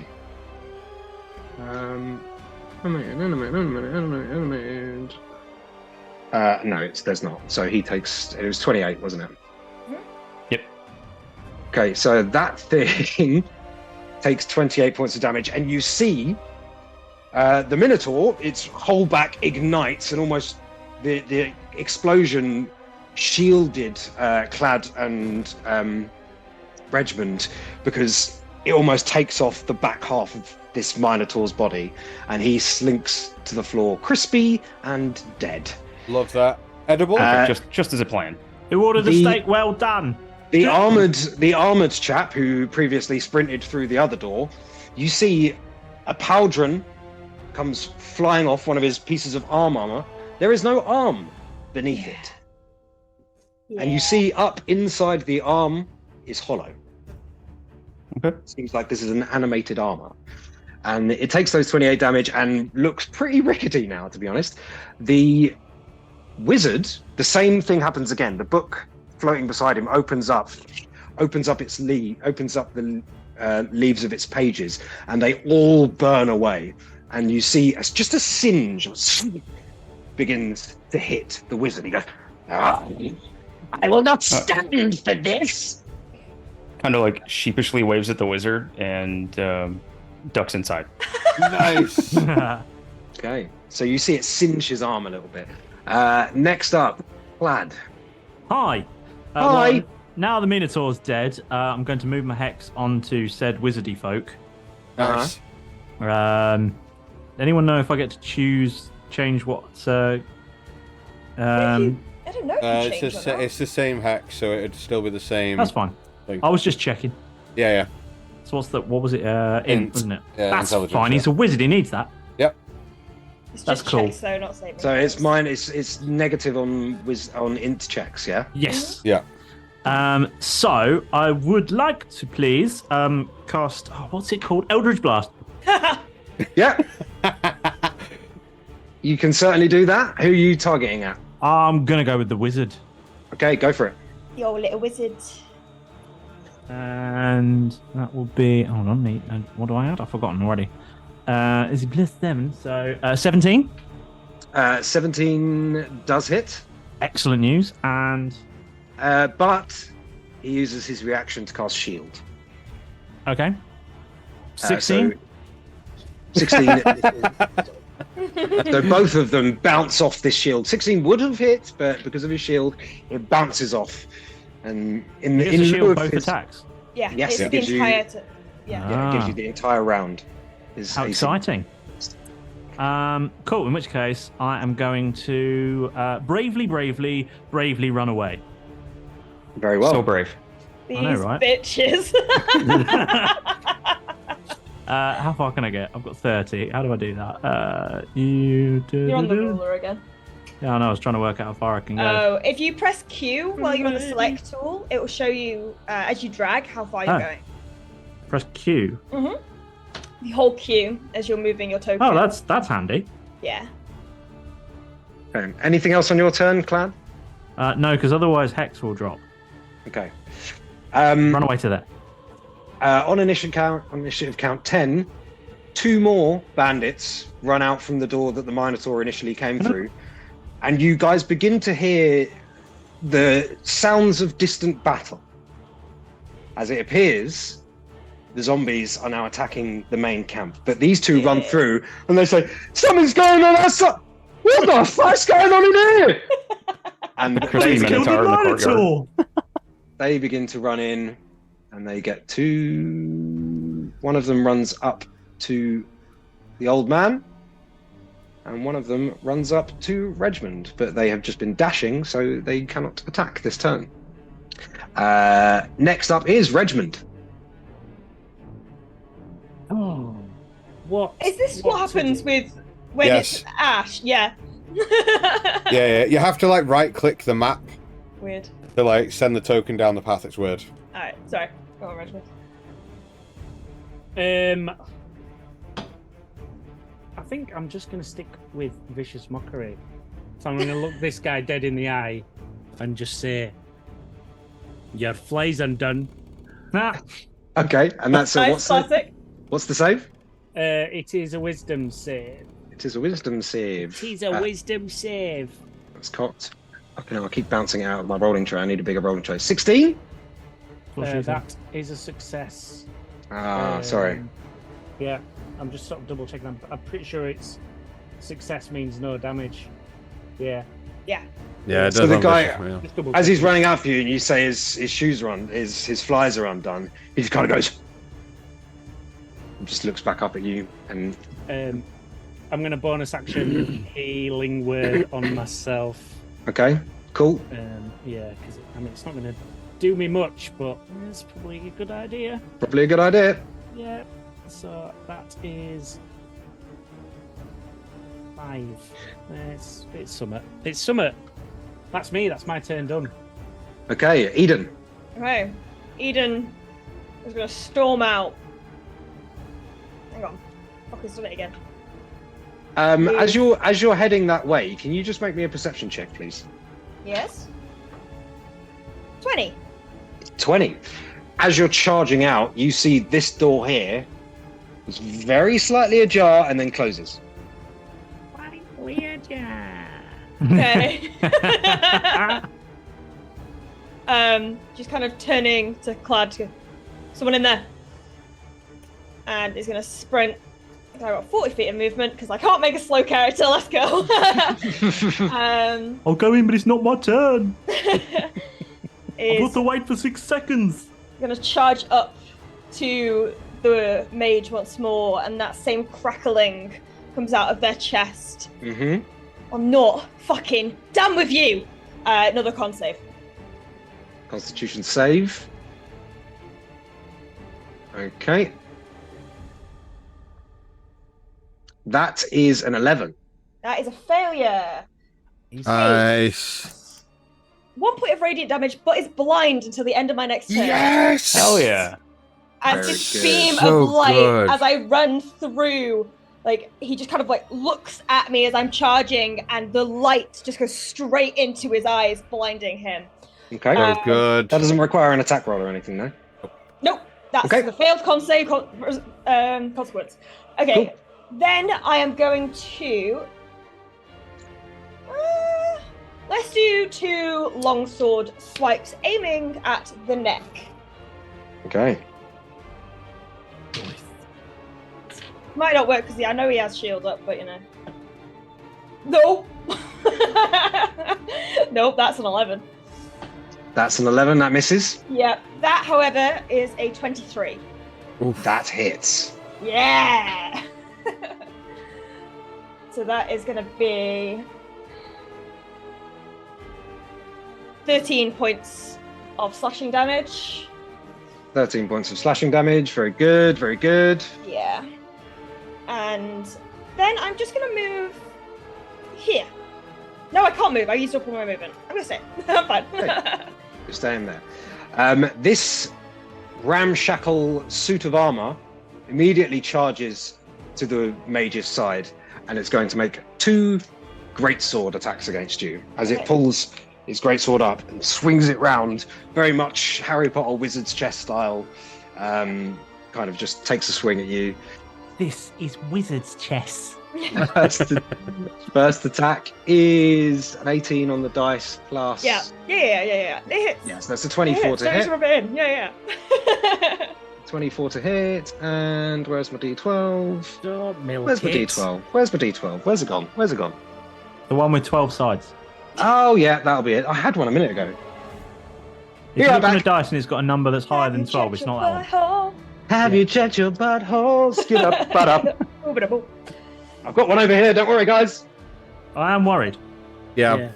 I'm promised. I had one a minute ago, but it's disappeared. Did you like how I came down the corridor just then? So the first attack is a 7 plus 4, which is a number 11. 11. Half 11 to to 5. Half to 5. Second attack is a 18 to hit, Yes. and that is 8. Half to 4. 4. Those are its 2 attacks against Cool. you. And that will be all it does. Next up in initiative, we are back at the top with Jeff.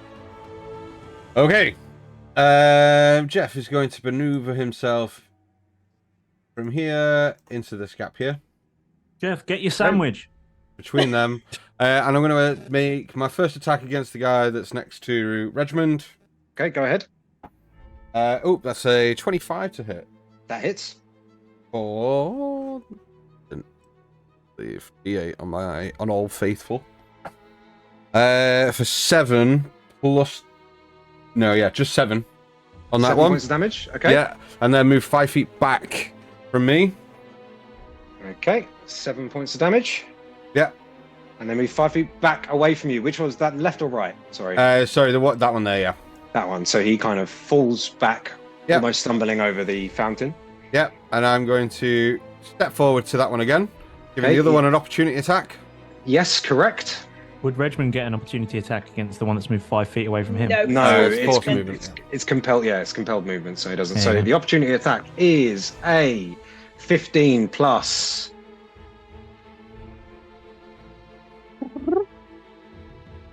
Who's this guy? It's this guy, isn't it? 15 plus 5. 20. Will hit. Go ahead. Okay. That's a d12. That's 6 plus 3. That's 9 points of damage to you That's fine. on the opportunity attack. Yeah, I'll take that. And then I'll hit the same guy again. Same guy again. Go for it. Yeah. That's not as good. That is a 15. That's 21. It still hits. Not as good. That's good. 7 plus 5, 12 points of 12 points of damage. bludgeoning damage, and they moved another 5 feet away. Okay, let me just check, because this is a slightly different stat block on this guy. Okay, yeah. So he gets pushed back another 5 feet, and that was 12, yeah? Yeah. Okay, yeah. He's looking pretty beat up. Okay. And so I've moved to 5, 10, 15. And then I'm going to move 5, 10, 15 to there. Opportunity attack again from the guy just hit. Yep. And he will take it. Mm-hmm. That's a 16 plus 5, so 21. Yeah, we'll hit. Okay, that's another d12. No, wait, is this guy a d12? I think this guy's different. This guy's 2d6. All right, can I have a free action as I walk over the thing? That depends what it is. Can I have a free action to pick my fucking fork out the the nose? I will allow you to pick your fork out of the Minotaur's Thank you, nose, because yes. then I will get my bonus action. Thank you. That's For cool. that. So it wasn't that bad on the damage. It was with a 2d6. It was a 4 plus 3, so 7. another 7. That's points of fine. damage to you. Oh, I'm literally now just below my normal maximum hit points. That was all temporary until now. Amazing. If you allow me to pick up my thing, I will now bonus action, quick toss, and will you allow me to stack maneuvers? What? Yeah. What? So yeah, I think you can do that. So Which maneuvers? quick toss, and then a menacing attack if I hit. So you want the quick toss to be a menace? Quick toss, yeah. So quick toss to throw it first, and if it hits, I will then expend my final superiority to. I'll allow it. Okay, so quick toss, and I'm going to throw it against. I feel like I have to go for the wizard. He's not got his shield up, right? He's still got his shield up. He still has. Yeah, it lasts until his turn. Oh, I'm gonna go for it. Big money, no whammies. Come on. Yeah. Oh, it misses. Wildly misses. What did you get? Natural 1. Natural 1. Okay. Wildly so misses. your fork embeds in the door over here. Okay, fine. But as I do that, no more free actions. That's me. I'm done. Okay, that's fine. Next up is, I nearly said his name then, is the mage. Begins with a B. He is going to turn to you, Eden, who has disappeared, in front of you, and self, you touch the show, make sure it's. He is going to reach out to try and grab you around the neck. Sorry, who's this? This is the mage. He's going to reach his bony, long fingernailed, brown fingernails, and he's going to try and grab you around the throat. Is he still blinded? That is a He's blind, so it's 20. with disadvantage. Okay, so it's with disadvantage. That is still not bad, so it's 15 plus 9. 24. 24 to hit. And as he does, from underneath the cuffs of his robe, this wreath of shadow begins to emerge and go into your neck and into some of the scars you have on your chest as he casts Vampiric Touch on you at 4th level. So that's going to be 4d6. Be back 1 second. 7, Great, guys. 7, 12. Went perfectly well. 12 plus I've 5. finally got loads of hit points. You take 17 points Yeah. of necrotic damage, Ooh. and he heals Yeah. a little bit. Yeah. 17. So what's half 17? Half 16, 8. And you see these flowing tendrils begin to go from you and almost suck energy from your neck and from the scars on your chest, and they begin to revitalize him, and he cackles. He does, and that is his action. As a bonus action, That's all he's going to do. Is he? Is he going to do anything else? Yeah, no, he's going to do that. He's going to stay with his hand clutched around your throat. Next up is the dead Minotaur. So after that is Tadira. Okay. So Tadira will come over and peek around the corner. So 10. Excuse me. I wouldn't go out there, mate. It's not a good place. Yeah, he sees that immediately. As I'd go back in if I were you. battlefield shell. full of corpses and a smoking minotaur and I was going to do Eden. that. He would see the shadows kind of feeding off of Eden, and he's going to try to redirect those shadows if he can Okay. and cast Wither and Bloom. I need a con save from both the wizard and the animated armor. No, you don't, because he counterspells you. Okay, Ooh. that's fair. I deserve that probably. Unfortunately, he sort of sees you pop round the corner, and the shadows begin to Wait. coalesce up. Does he still see?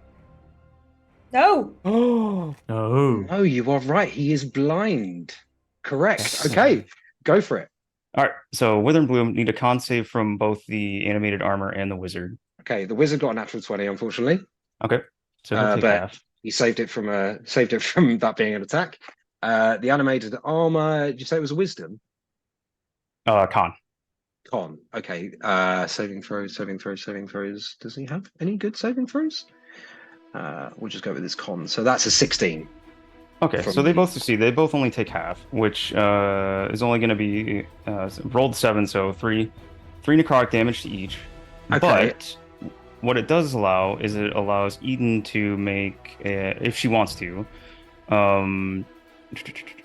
you can roll one of your unspent hit die and regain a number of hit points equal to Yes. the roll plus your spellcasting ability modifier, which is 4. Yes. So your hit die plus 4. Oh, 15. Cool. Oh, Nice. that's a clutch Nice. roll, dude. Holy crap. Nice. So good. Eden also has inspiration now as well. Oh, awesome. Ooh, lovely. Thanks, chat. Gifted. Thank you. 25, 30, safe room over here. And that's it. That's it for Tadira. Clad, what's your dex Dex score modifier. What are we asking? score? Score. 14. 14. Okay. So you hear from behind you now, as out from this room to your left, 2 people burst out, and they both pull out 2 daggers each, Oops. and they begin going at the 2 of you. So, Clad, first attack. I mean, I'm still dressed like them, right? Yes, but I Have think you- at this stage. Have you been hit They- yet? By the fireball at the beginning. So I don't know if you heard what I said to Eden prior, but these guys have been peeking out of the door and watching what's been going on. So they are aware that you are not fighting with their boss. Cool. So the first one's going to take 2 attacks against you. Okay. First one is a 23 to hit. Oh, do you know that does just about hit? Yeah. Okay. Second one is a cocked. Second one is a 14 to hit. Okay. I'm going to use reaction to the one that hit because 14 does not hit. Okay. And I'd like to cast Hellish Rebuke. Okay. Hell yeah. So good. All right. Well, let me roll damage first. Mm-hmm. That is 9 points of damage. 9? On the strike that hit you. All right then. Okay. Sexy boys. Cool. I'm going to do Hellish Rebuke, please. And so I point my finger at a Sorry, creature that 2 short damaged. swords, not 2 daggers. 2 short Point my swords. finger at a creature that damaged me. They're momentarily surrounded by hellish flames. You've got to make a Dex saving throw, please. Dex saving throw. Yes, please. Oh, you're lucky. They're very dexterous, but that was a 2 for a. You know, it's not going to quite do it. You know. Oh, So I'm going to roll 2d10. 2d10. Yikes. Nice. And I'm going to roll that one. 8 and a 6. What's that? 14. 14. There you go, 14. 14 points of damage to the one that struck you. Yes. The other one is going to strike Tordira twice. Again, 2 small short sword. First one's just a 14 to hit. 17 for the hard shell. Okay, and the second one is a natural 20. Ooh. Oof. So that's max damage, unfortunately. 6 times 2, 12 plus 4, 16 points of damage. Okay, so there goes On all the my second temp HP. come on. Plus 4 more. Fuck you. So they both burst out and just come at you both, just swinging short swords at you, very quick, kind of cutting in different angles. They managed to get a strike through each of both of you. These two look like they're very similar in their garb. They're both wearing sort of head wraps, and they're both sort of clad in dark leather. And yeah, that's it. Clad. In you're the up spirit next. of fairness, I took damage, so I need to roll a con save. Yes. Ah, are you concentrating on a spell? Yeah. Yes, you would need to for your Hex. hex, right? Yeah. Yeah. What's that? There we go. Which one am I rolling? Let's roll this one. That'll be a nice one. Was concentrate. So this. What do I need to know? Because it's 13, and my con modifier is It's either plus 2. 10 or it's half. It's half Half the the damage or 10, depending on which is higher. So it would be 10 because it was less than 20 damage. so So, you're- so you need to be a 10. Oh yeah, I did. I rolled a 13 on the dice, and I got a plus 2 con. So Yeah, Yeah, you're yeah. good. Yeah, You're still concentrating on that. That's fine. awesome. Well, it was but only it is your fair. turn. It is your turn. Awesome. Okay. So there's 2 in front of me. Yeah. Yeah. So visit the hex. Can I move that? I can, but does that take my action? Yeah, I'm going to leave that where it is. Okay. In that case, I would like to cast Eldritch Blast for a change. Yippee! Okay, it will be with disadvantage. It will be at disadvantage. Or are you casting it at the one next to you? Yeah. The one next to me. Okay, it will be at disadvantage because it's a ranged spell attack and you're in melee range. Okay. Unless you have spell. Unless you have some Cipher kind or of weird something. thing. Warcaster? I don't know Yeah, I if think it's it's. Warcaster or spell cipher. It doesn't have a minimum range. No. It's just any Yeah, but it's still a ranged ranged- attack within Okay. 5 feet is a disadvantage. Yeah, so Okay. they'd be at disadvantage. Awesome. In which case, I'm sure I've got a Regiment, thing. you're up next after the bandits. Cool. Okay. In which case, I might do that. Might put a pin in that. And I am going to. Oh no! Screw it. Going for it Stuff it. Right, disadvantage. You say? with disadvantage. If only I still had advantage. Did you not get another instance? No, you do didn't. have, you did because of Redmond's. Yes, yes, you still have silver barbs. You do so. That So one of them is a straight roll. Oh, okay. So we'll take the first one as a straight roll. Okay. Well, we'll do this one. That'll be a 19. Oh, That will plus hit. 7. Yeah, that massively hits. Okay. And I roll 2, and we'll take the lower. Yeah.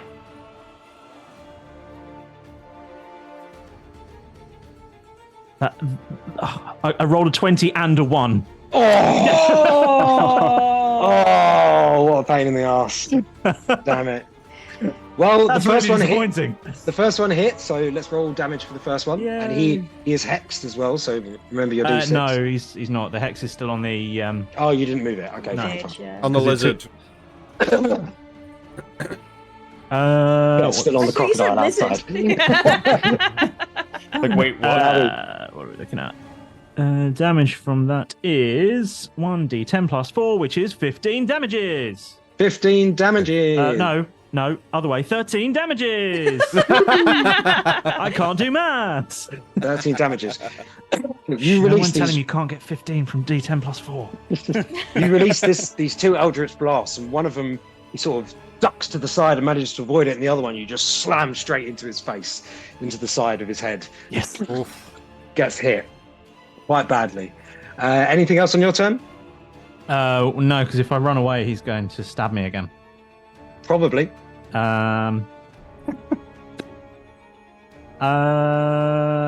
Well, does he get 2 attacks against me if I run away? An opportunity just attack one. is just the one. Oh, cool. In which case, I won't run away. Okay. They One will attack now is both. better than 2 in the hedge. They will both get opportunity attacks against you Ah. because you're within 5 feet of both of them. Well, you don't tell me these things. I'm telling you now. Well, all right then. You can still do it if you want. Well, maybe I will. Go on then. Not my boss. Go on then. Go on then. All right. I will, you coward. All right, cool. They're going to take 2 Oh. attacks again. All right, I'm going to run away. Can I run away past, like, through the door or something? Or do I have to run backwards away from them?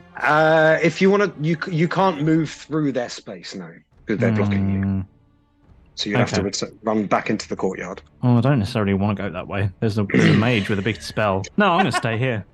Okay, I'm stay in going there. to stay here and I'm going to flip them off Cool. with You my do big that. feathery fingers. Is that your bonus action? Yeah. Yeah. Cool. I'm right So- in their face as well because I'm just Yeah. like in melee range. Just yeah. This one's going to run forward and take 2 attacks against you, Jeff. Oh, Oh, First one is a 22 to hit. yep, that will hit me. Second one is a 13 to hit. That misses. Okay, so first attack, and it was 2d6 on this one, wasn't it? 6 plus 3, 9 points of damage. That's Sorry, fine. plus 4, 10 points of damage. Thank you. Second attack, but he missed the first one, didn't he? So yeah, that's what he does. This Hey. guy is going to move towards Regmond. He's going to take 2 attacks against you. First one is a 12. Silvery barbs. I'm joking. I haven't got that spell. I haven't got that. Second one is a 10. no, they both fail. He missed both. do have 1 silvery barbs left, and I'm like trying to figure out when I can get away with using it. Well, Yeah, we're good. We're good just now. We're good. okay, well, it is your turn now. Well, see, I was gonna take the coward's way out and run away, but it seems like a terrible idea now. So Regman's gonna pull out his rapier and say to the bloke in front of him, "I don't usually resort to this," and I'm just gonna stab him with my rapier. Hell yeah. Oh, yeah, so good. Now let's see. Well, you say that. Wait, you got this. You got this. You got this. D20s Come don't on. like me. You got Believe. this. Oh, hello. That is a 22 to hit. That will hit. Told you had it. Let's So go. good. Oh, figures. Right. Oh, it's D8. Well, that didn't go as well. So that is 4 points of piercing damage. You stab into this chap who's just turned up's shoulder. For 4 points of damage, you kind of stick it in. He goes, "Ugh!" Winces a little bit, having tried to swing and miss you, swinging over your head. I'm a small boy. You are a little bit, yeah. A wee little Anything lad. else on your turn? No, I've only got 1 first level slot left, so I'm not going to waste it on healing words. So no, that's me. Okay, Eden, you are gripped around the neck Yes. by this guy. Does his blindness end at the end of your At turn the or the end? start of my turn. Okay, so he is no longer blind, and as you see the sort of irises and stuff return to his eyes, he is already staring daggers at you at the end of his hand. hmm Is it your turn? I'm going to. Oh, what am I gonna do? I'm gonna attempt to do it again. The same beam, just it falters slightly, like it's running out of battery before it kicks in again. Yeah. Another con save. Do you take one of your vials and? I think Was that for this, what she ends up doing is like there's a little pouch on the bandolier, and it's got like a little liquid in, and she just injects it, and it almost is to reignite it. It's like Nice. Nice. So that's a Constitution save, am I It right? is, yeah. Okay, that is quite good. That's a 20, dirty 20. Oh yeah, no, that Oof. succeeds. God, Okay. it's silvery babs. Nice. Nice. Okay, you're silvery barbsing. Yes. Fuck, that went. See, That's now- a 14 plus 3. Still 17. saves. Oh. But it still saves. But you can give advantage to someone else. Who would you like to give advantage to? I don't know why. I want to give it to Jeff. Jeff gets advantage. Go on, Jeff Jeff. gets Me, I advantage. Thank you. Okay, so Eden is going to step to the side, like shake this guy off, like their throats. But as they do, as they step back, they take the sword and they kind of like try and like drag it round through them both. So I'm going to make the attack on one and then the other guy. Okay. Let's go, let's go, let's I'm go. going to use my inspiration on that. Nice. That's a natural 20! Nice. Let's Chunky go! crits! Chunky crits! Crits. Let's go. Let's get your initial damage first, please. Yeah, initial damage is an 8 on the dice, 16 doubled. No, 8 doubled. Jesus Christ, I was going to say. 22 points of damage. 22 points of damage. And And this is 16 on the chunky crit. Oh! Okay. So, DM, I need you to roll me a 1d4, please. 1d4 can do. That's a 1. Okay. Lightning fast shot pops the foe's eye like a grape. The foe is permanently blinded in one eye and can take no actions for 1 round. Nice. So as I flick the sword up, I just kind of for a second stop and hesitate and go pop and just pop it like a grape before I move around Nice. and drag it down onto the armored guy. Okay, hit the armored guy. He squeals. Oh, you. I missed the armored guy. That's a 10. Yeah, no, that does not hit the armored guy. Okay, is that everything on your turn? Yes. Okay. Next up is the armored guy. He's going to take 2 more swings at you with his greatsword. Go, First guys. one is only a 12 to hit. Misses. Second one is a 17 to hit. Just hits. Just hits. Got him on the ropes. It's cocked. That is 12 points of damage to you. Up to 6. Halved to 6. I hate Slay. barbarians. Slay. That's his turn. Jeff! Yes. You're up, baby. You're up, baby. You got that Come on, advantage. Let's Come go, on, baby. Jeff. You have advantage, don't I? You do. Do it. Can I move through player's space for half movement, please? Yes, you may. You will Amazing. incur an attack of opportunity to the bandit. I'm still going to do it either way. Okay, I'm going to roll that attack of opportunity now. Can I ask a question? With Yes. Sentinel, if a person within my reach attacks another creature, I can make an attack. Does that work on opportunity attacks as well? Yes. Still making Yeah, it attacks. does, So yeah. I'm gonna. But the attacker has to be within 5 feet of you, not Which one of the them person is? being attacked. Oh no, it's not. I Not don't the get person- opportunity. not the person attacking. Yeah, Because fine. the person attacking was on the other side one. of Jeff. So It's it's this just guy because, here. no. It's just because my whip has 10 feet reach. I didn't realize I couldn't attack even with my whip. Oh, well, yeah, you're within reach. It's Yeah, within I'll allow melee it. range, isn't Yeah. it? I'll allow it. But Anyway. so that his strike was a 19 on the dice for a 23. Yeah. We'll hit. Go ahead and roll damage, brother. He think I gets will. hit Sorry, for it's a really bad 24. habit to like break saying that to people. Go ahead and roll you damage. take, you take 8 plus 3, 11 points of damage. Fine. He takes 9 points of whip damage. 9 points of whip damage. So as he strikes at Jeff, who's running away from him, you sort of lean back round, still with the mage's hand around your shoulder, and just kind Follow of me. Fuck off. over. He's still got it, and over your shoulder, you kind of crack this thing. How would you like to dispatch of this guy Oh, who's behind so- Jeff? as I kind of out of instinct see him reach for Jeff, I shoot out the whip and it just ties around his throat and begins just choking him out. Okay. And then it Okay. begins to sever and sever and sever, and his head just Nice. Okay. Cool. And it does. His head poof, pops off into the sky. Jeff, what would you Here like we to go. I'm fucking hitting the wizardy dude do? Hit the Yeah, wizardy you dude are. with Yeah, you are. advantage. with advantage. Okay, that's good. That's good. That's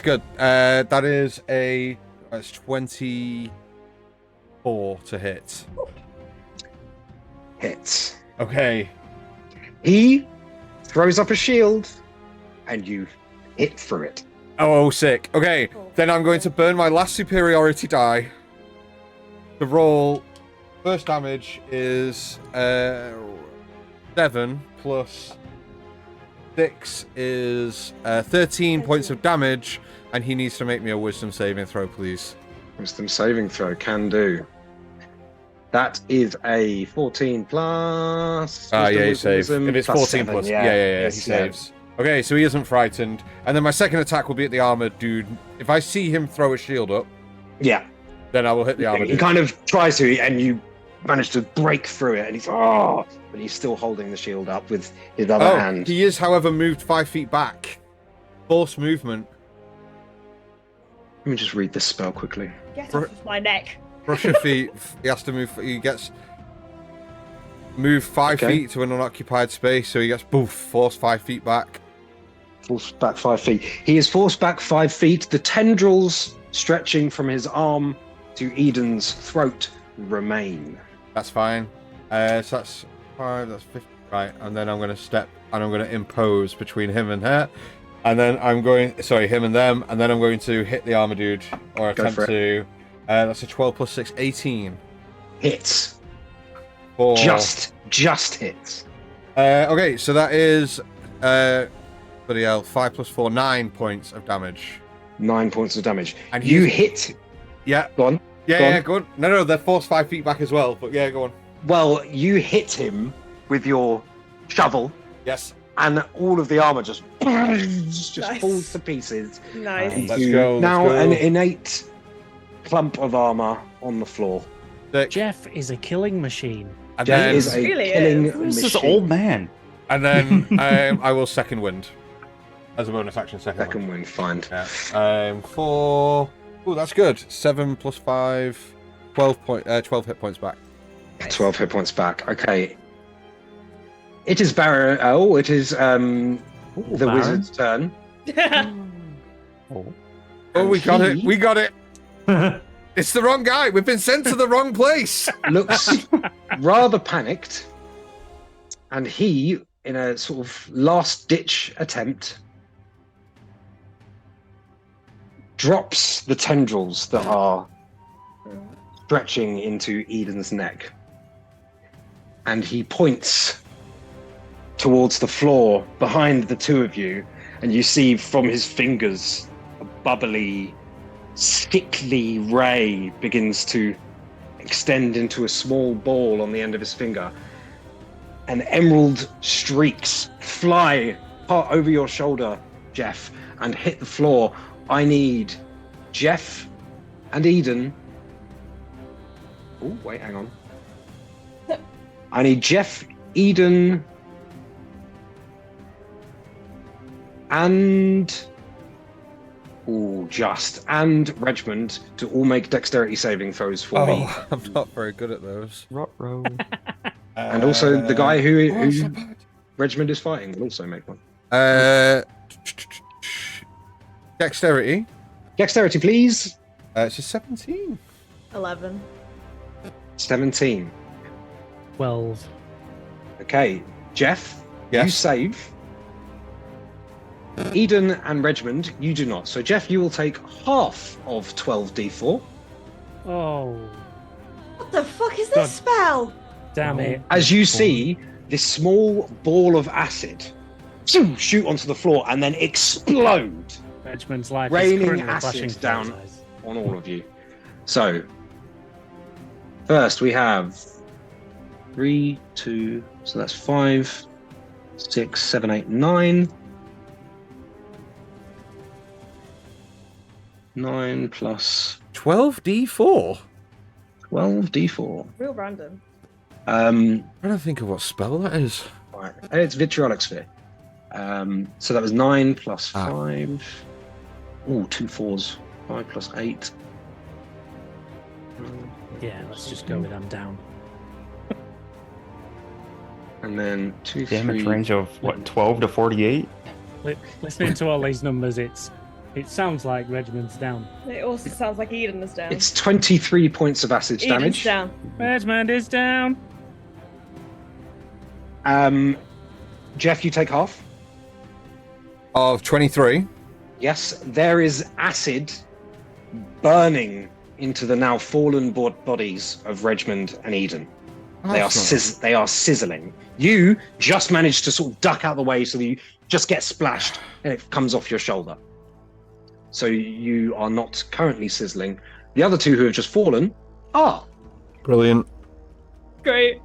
This is some hot sizzling. He turns back to you, Jeff, as you're sort of sizzling on the back. You made a mistake coming here.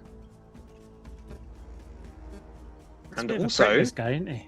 Oh, my rage. oh no, it's evocation, so you're fine. That is the end of his turn. He is not going to move because he doesn't want to get done. Tadira, you're up. Okay. Is there an active effect on the floor or anything, or is it gone? No, there was just a large explosion, and it came down the corridor towards you guys, but didn't quite reach you. Okay. But breathe that. There's no Go, good go, options.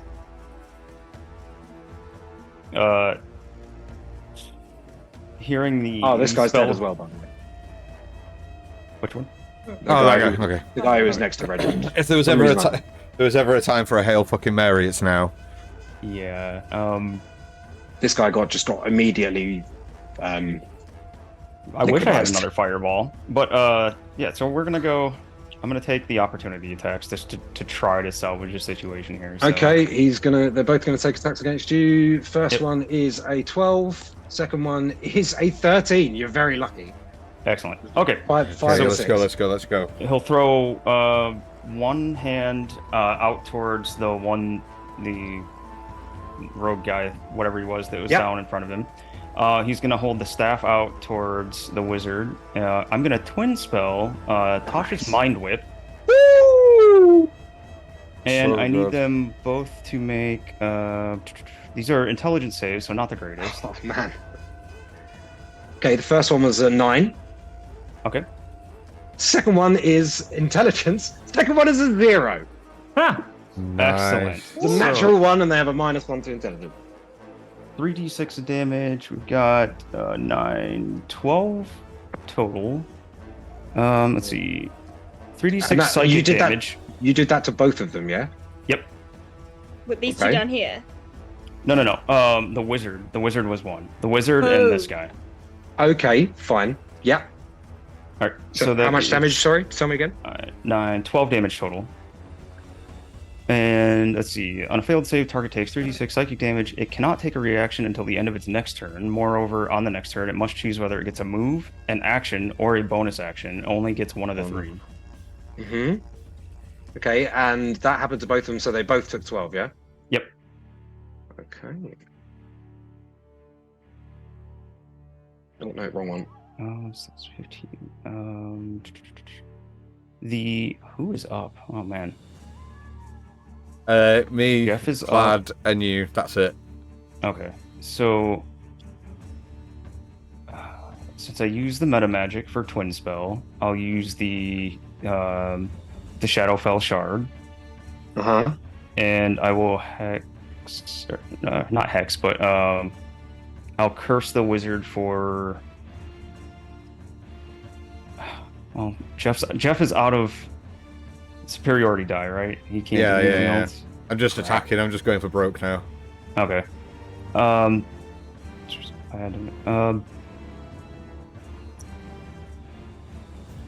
just go with intelligence again. We'll give him disadvantage on intelligence because He's I might already be able to got do that. on intelligence. Yeah. This applies to saves Does, yeah. as well, though, I think. Yeah, this applies to saves, whereas Hex was just checked, so now he has int on. Oh, okay. So we'll go with wisdom then. Okay. So he's gonna have disadvantage on wisdom checks and saving throws that use that ability. And then let's see. Glad you're going to be up next. This is a bad area. Trying to maximize everything that I can. Yeah. This twin spell. Probably smart. Doesn't want to get hit with spells again. but we'll go over here and just get ready for next turn. I don't think I can do... sorry guys, just trying to check everything. All right, don't worry. I don't know about the people at home that are watching this, but I'm on the edge of my fucking seat. Yeah. Like, even I'm sweating and I'm running it. I'm gonna have to hurry you up a little bit here if there's anything else you want to do. Otherwise, I'm gonna move on. Nothing else is gonna work there. So he's just gonna stand next to Eden and end it right there. Okay. The one that you just fired the thing at. So he can either move, action, or bonus action. Is that right? One. Mhm. I mean, yeah, only one. Okay. Well, in that case, he's gonna use his action to attack Clad. And does he get one attack or both of them? I think it doesn't limit him to one I attack, does assume it? it's his attack action. Yeah. First is a 22 to hit, Clad. Oh, do you know what? It does hit, yeah. Second one is a 12 to hit. That does not hit. Okay, so on that one strike he got in, you take 6 points of damage. 6? And- And look, I'm well. The other one is also going to take 2 strikes at you. How rude. That's a 18 to hit on the first one, That hits. and a 21 to hit on the second. That hits as well. Okay, so first strike, you take 7 points of damage. Second strike, you take 6 points of damage. Good God. 13. He's looking very unwell. odd. Looking a bit poorly. Yeah, he's looking pretty unwell, I'll be honest. He's looking quite unwell at this point. Well, it's your turn, so what would But I you would like like to to say, before you go any further with that, I'd like to use reaction again. do? Okay. Yeah. Which is the one that looks messed up the most. The one opposite you in the corridor, the one Yeah, that that you one. did the I'm Eldritch Blast to. I'm gonna hellish rebuke him again. Go for it. Is Cool. it a save? I'm just trying to find it again. Yes, Bear with dex me. save. Yeah, that one. Dex. Mm-hmm. Ooh. They are Dexy, Mm-hmm. but it's only a 12. A 12 is not sufficient. Okay, fine. So we're gonna get some D10s out again. And what is the spell that you're doing? Hellish rebuke. We'll do 2 Rebuke. D10 fire damage. It's 2 D10s. Well, that was disappointing. It rolled down from 2 really high numbers to 1 high number and a low number really slowly. What is it? 7 and a 2. It's a 9. A 9. 9 fire damages. How would you Love like to that. do this? Yes!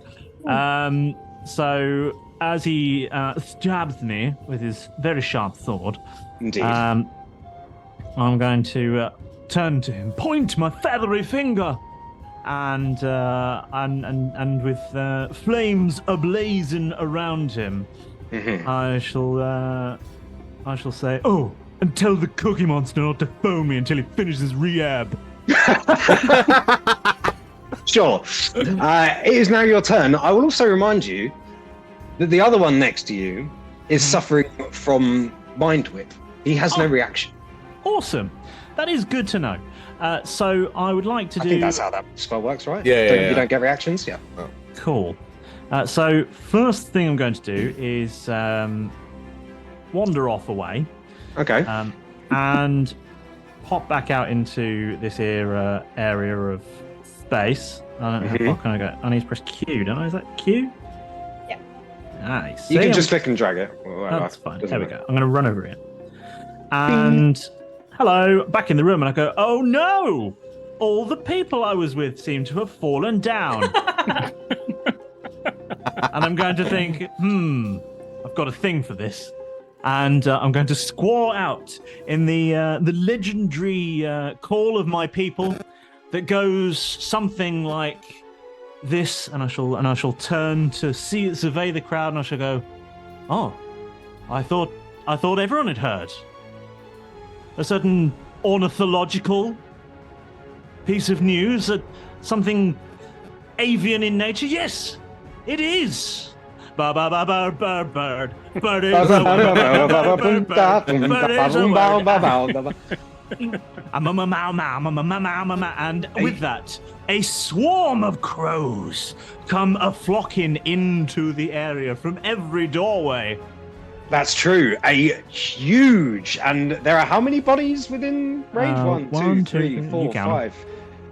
6, because the armored thing doesn't count. 6 corpses. 3, 4, All these 6. crows. I count 7. The armor thing doesn't count. The armor thing doesn't No, count. but there's 1, 2, 3, 4. It's one of those Oh, two. sure. Yeah. 7. And there's one in the hallway as well, isn't there? A massive amount of crows, all wreathed in shadow. You can start rolling now, James. Okay, I'm going to. Sprout out and swirl all around Clad, and they begin dipping down on the corpses, and almost like dementors, sucking something up from each one. You see the chests of these dead people kind of push forwards, and these crows begin feeding on their souls. The collective noun for a group of crows It's is a murder. A murder. A murder! This murder of shadowy crows swirling around the battlefield, drinking seemingly the souls of all these corpses around you. You know what? There's 2 8s in there. Woo! Right, who's good at maths? Relatively. 5, 2, 4, 11. 3, 8, 6, 8. Well, you went way too fast. Okay, sorry. 5, 2. 22. 28. Whoa. Oh my god, so many numbers. Start again. 6. I don't know, maybe. We'll go for the sake of time. Yeah, we'll go let's do with 36. 30. We'll go 30. Yeah, 36. Whatever. 36. Okay. I would like to evenly distribute that among the fallen allies and some for me, please. Okay, so how would you like to distribute that? You have How 36 many- points. You have 2 fallen allies. Okay. 12 each, innit? Yeah, that. 12 each. 12 So you each, guys see innit? all this murder of crows that is flocked around the battlefield. They begin diving into the chests of the 2 fallen foes. You all regain 12 hit Ooh. points. I also Nice. need some other temp hit points as well. Because I'd reduce something to You 0. killed something. You get 12 hit points back, the 2 people who are on the floor. And Clad, you also get 12 hit points. Yeah, because I was down to like 3. Ooh. In fact, fuck for that. You are back up and conscious. Do I still get my actions? Or is that going to take my whole turn? That is your action. Okay, But you cool. still have a bonus action if you wish to use it. Okay, cool. Well, I guess let's go the full thing. Can I use Bardic Inspiration then, please? Yeah, why not? I would like to use Unsettling Words and turn to the wizardy person and just stare him down and just say, I aim to misbehave. And as such, he will have to roll 1d6 next time he needs to make a saving throw and subtract that from his score. Nice. It's a 5. And So you see good. his eyes as this rush of crows, these shadow things, reviving the 2 people who he managed to get down. He looks at you all and he says, "You are not the Baron's men. What is this?" And it is Regman's turn. Regman, On you Reggie! feel this impact on your chest as you're almost defibrillated and brought back to life. Feathers sort of scattering around you as you lay on the floor. What would you like to do?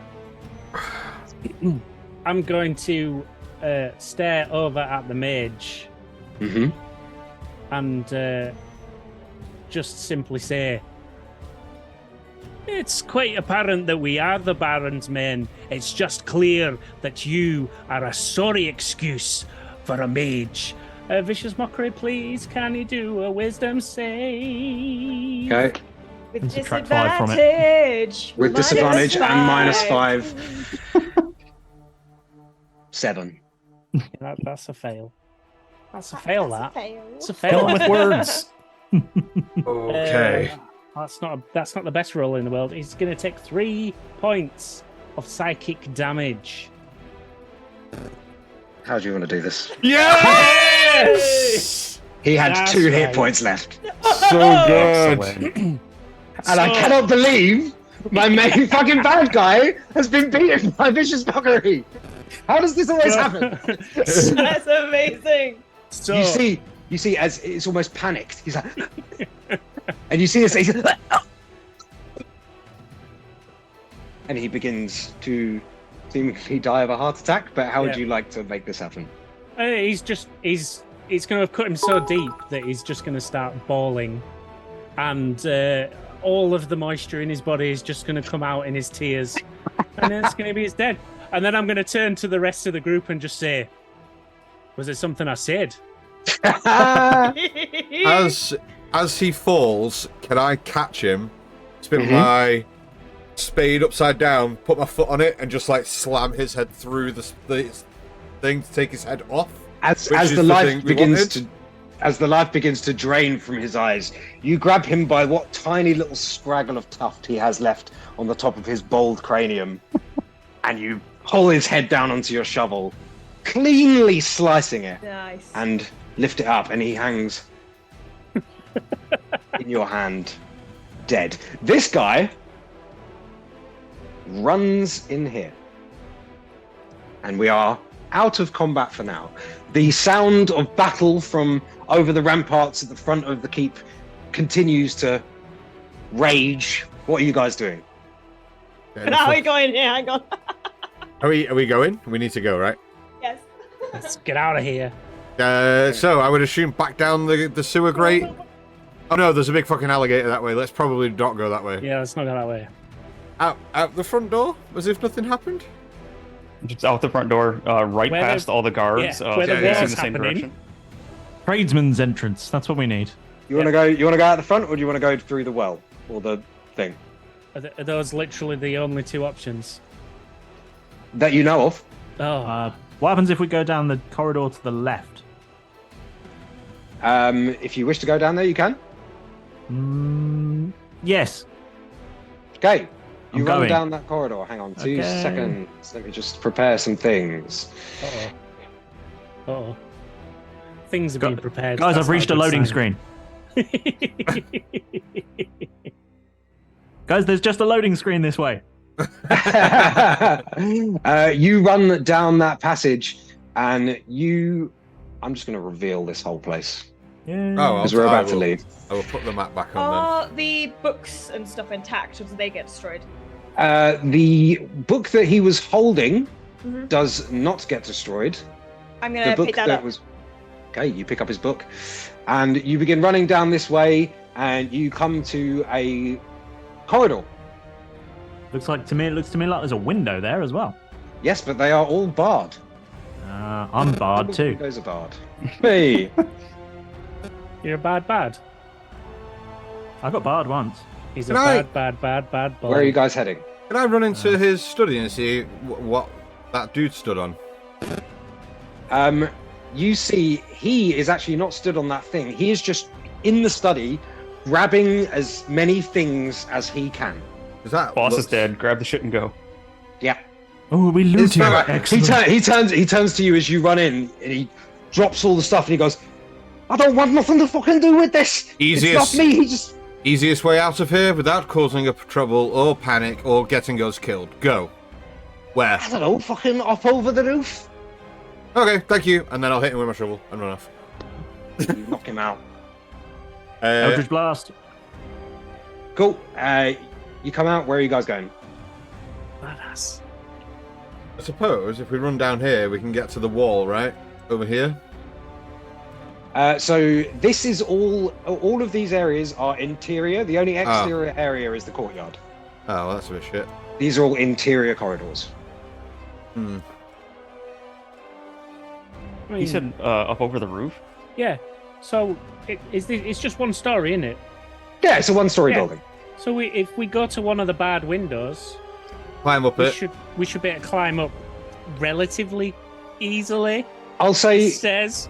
all working together, you are able to jump yourselves up onto the roof, and you begin to make your way away from this area. As you do, you look out onto the front of the camp, and you see there is a raging battle happening. You need to reveal that. I do. The black screen.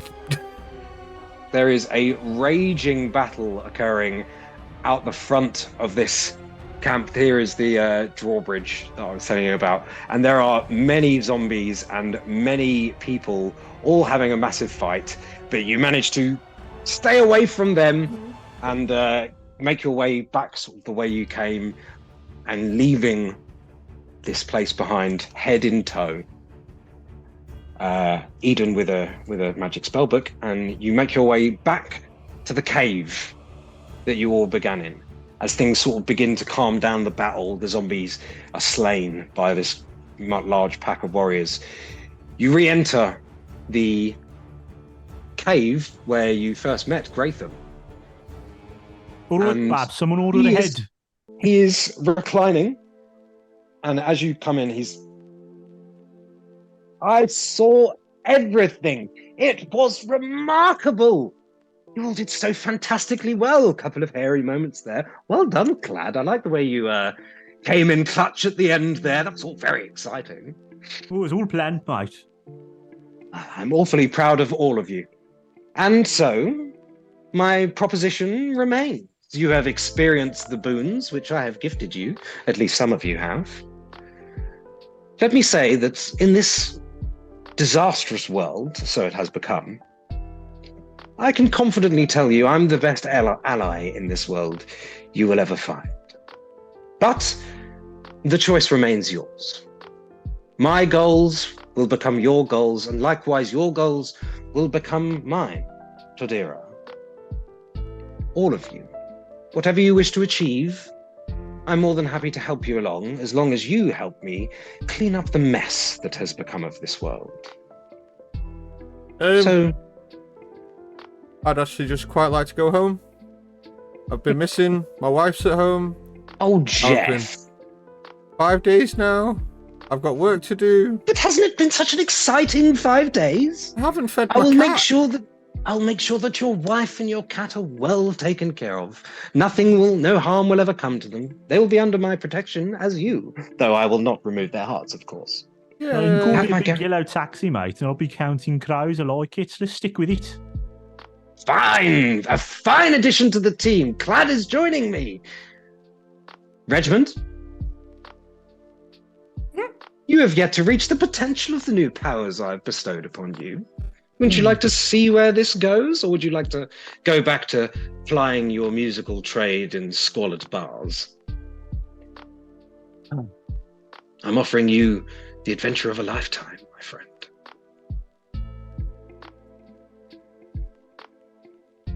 For some reason, I just don't quite trust that you have honourable intentions, sir. Well, who in this land does? If you're looking for honourable intentions, your search will be long. Mine, at least. I wish to correct some of the injustices and inequalities of this world.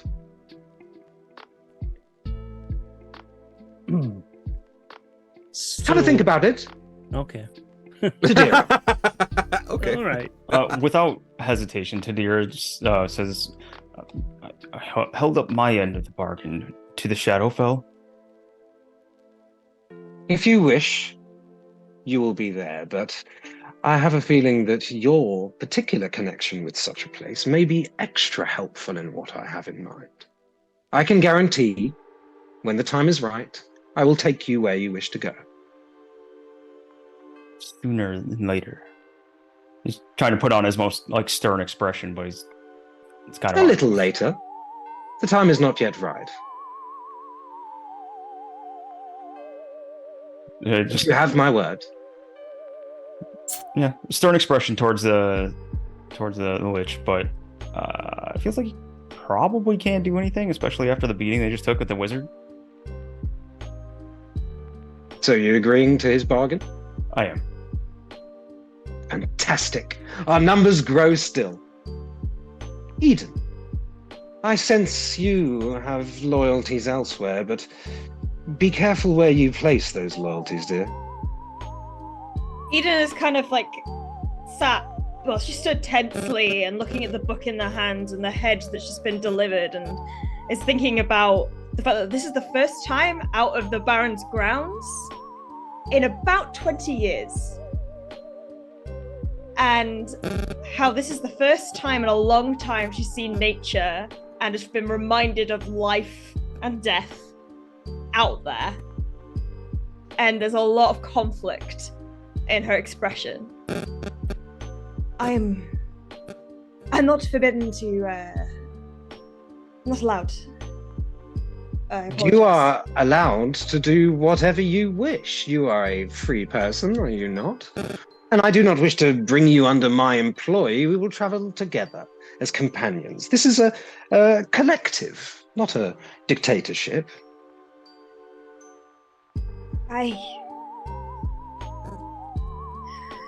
Are you able to send word to the Baron? He will have my head if I choose to join you. I hope you know. No one will have your head while you're with me, dear. I promise you that.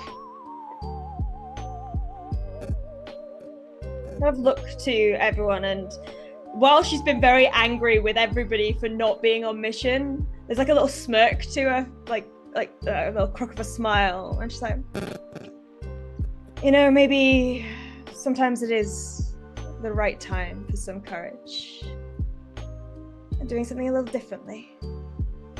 Music to my ears. I'm so glad you've decided to come with me. Don't worry, we'll settle business where needed, and any goals you have, any questions about the world, we will endeavor to answer together. Jeff, I am sorry to lose you, my first and dearest friend, but Regmund, if it will reassure you that I am not trying to deceive and have your best interests at heart, know that I am a man of my word. And he makes the arc again with his arm, and the 5 hearts appear above his head. And he waves his hand and comes down to ground level for the first time. And he is about 6.5 feet tall still. And you see his feet step out from his cloak.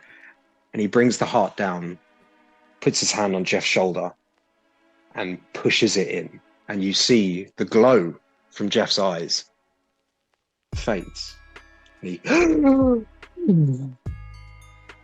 Some colour returns to Jeff's face, though it's already quite a pale man. Yeah, not much. But Jeff will kind of go,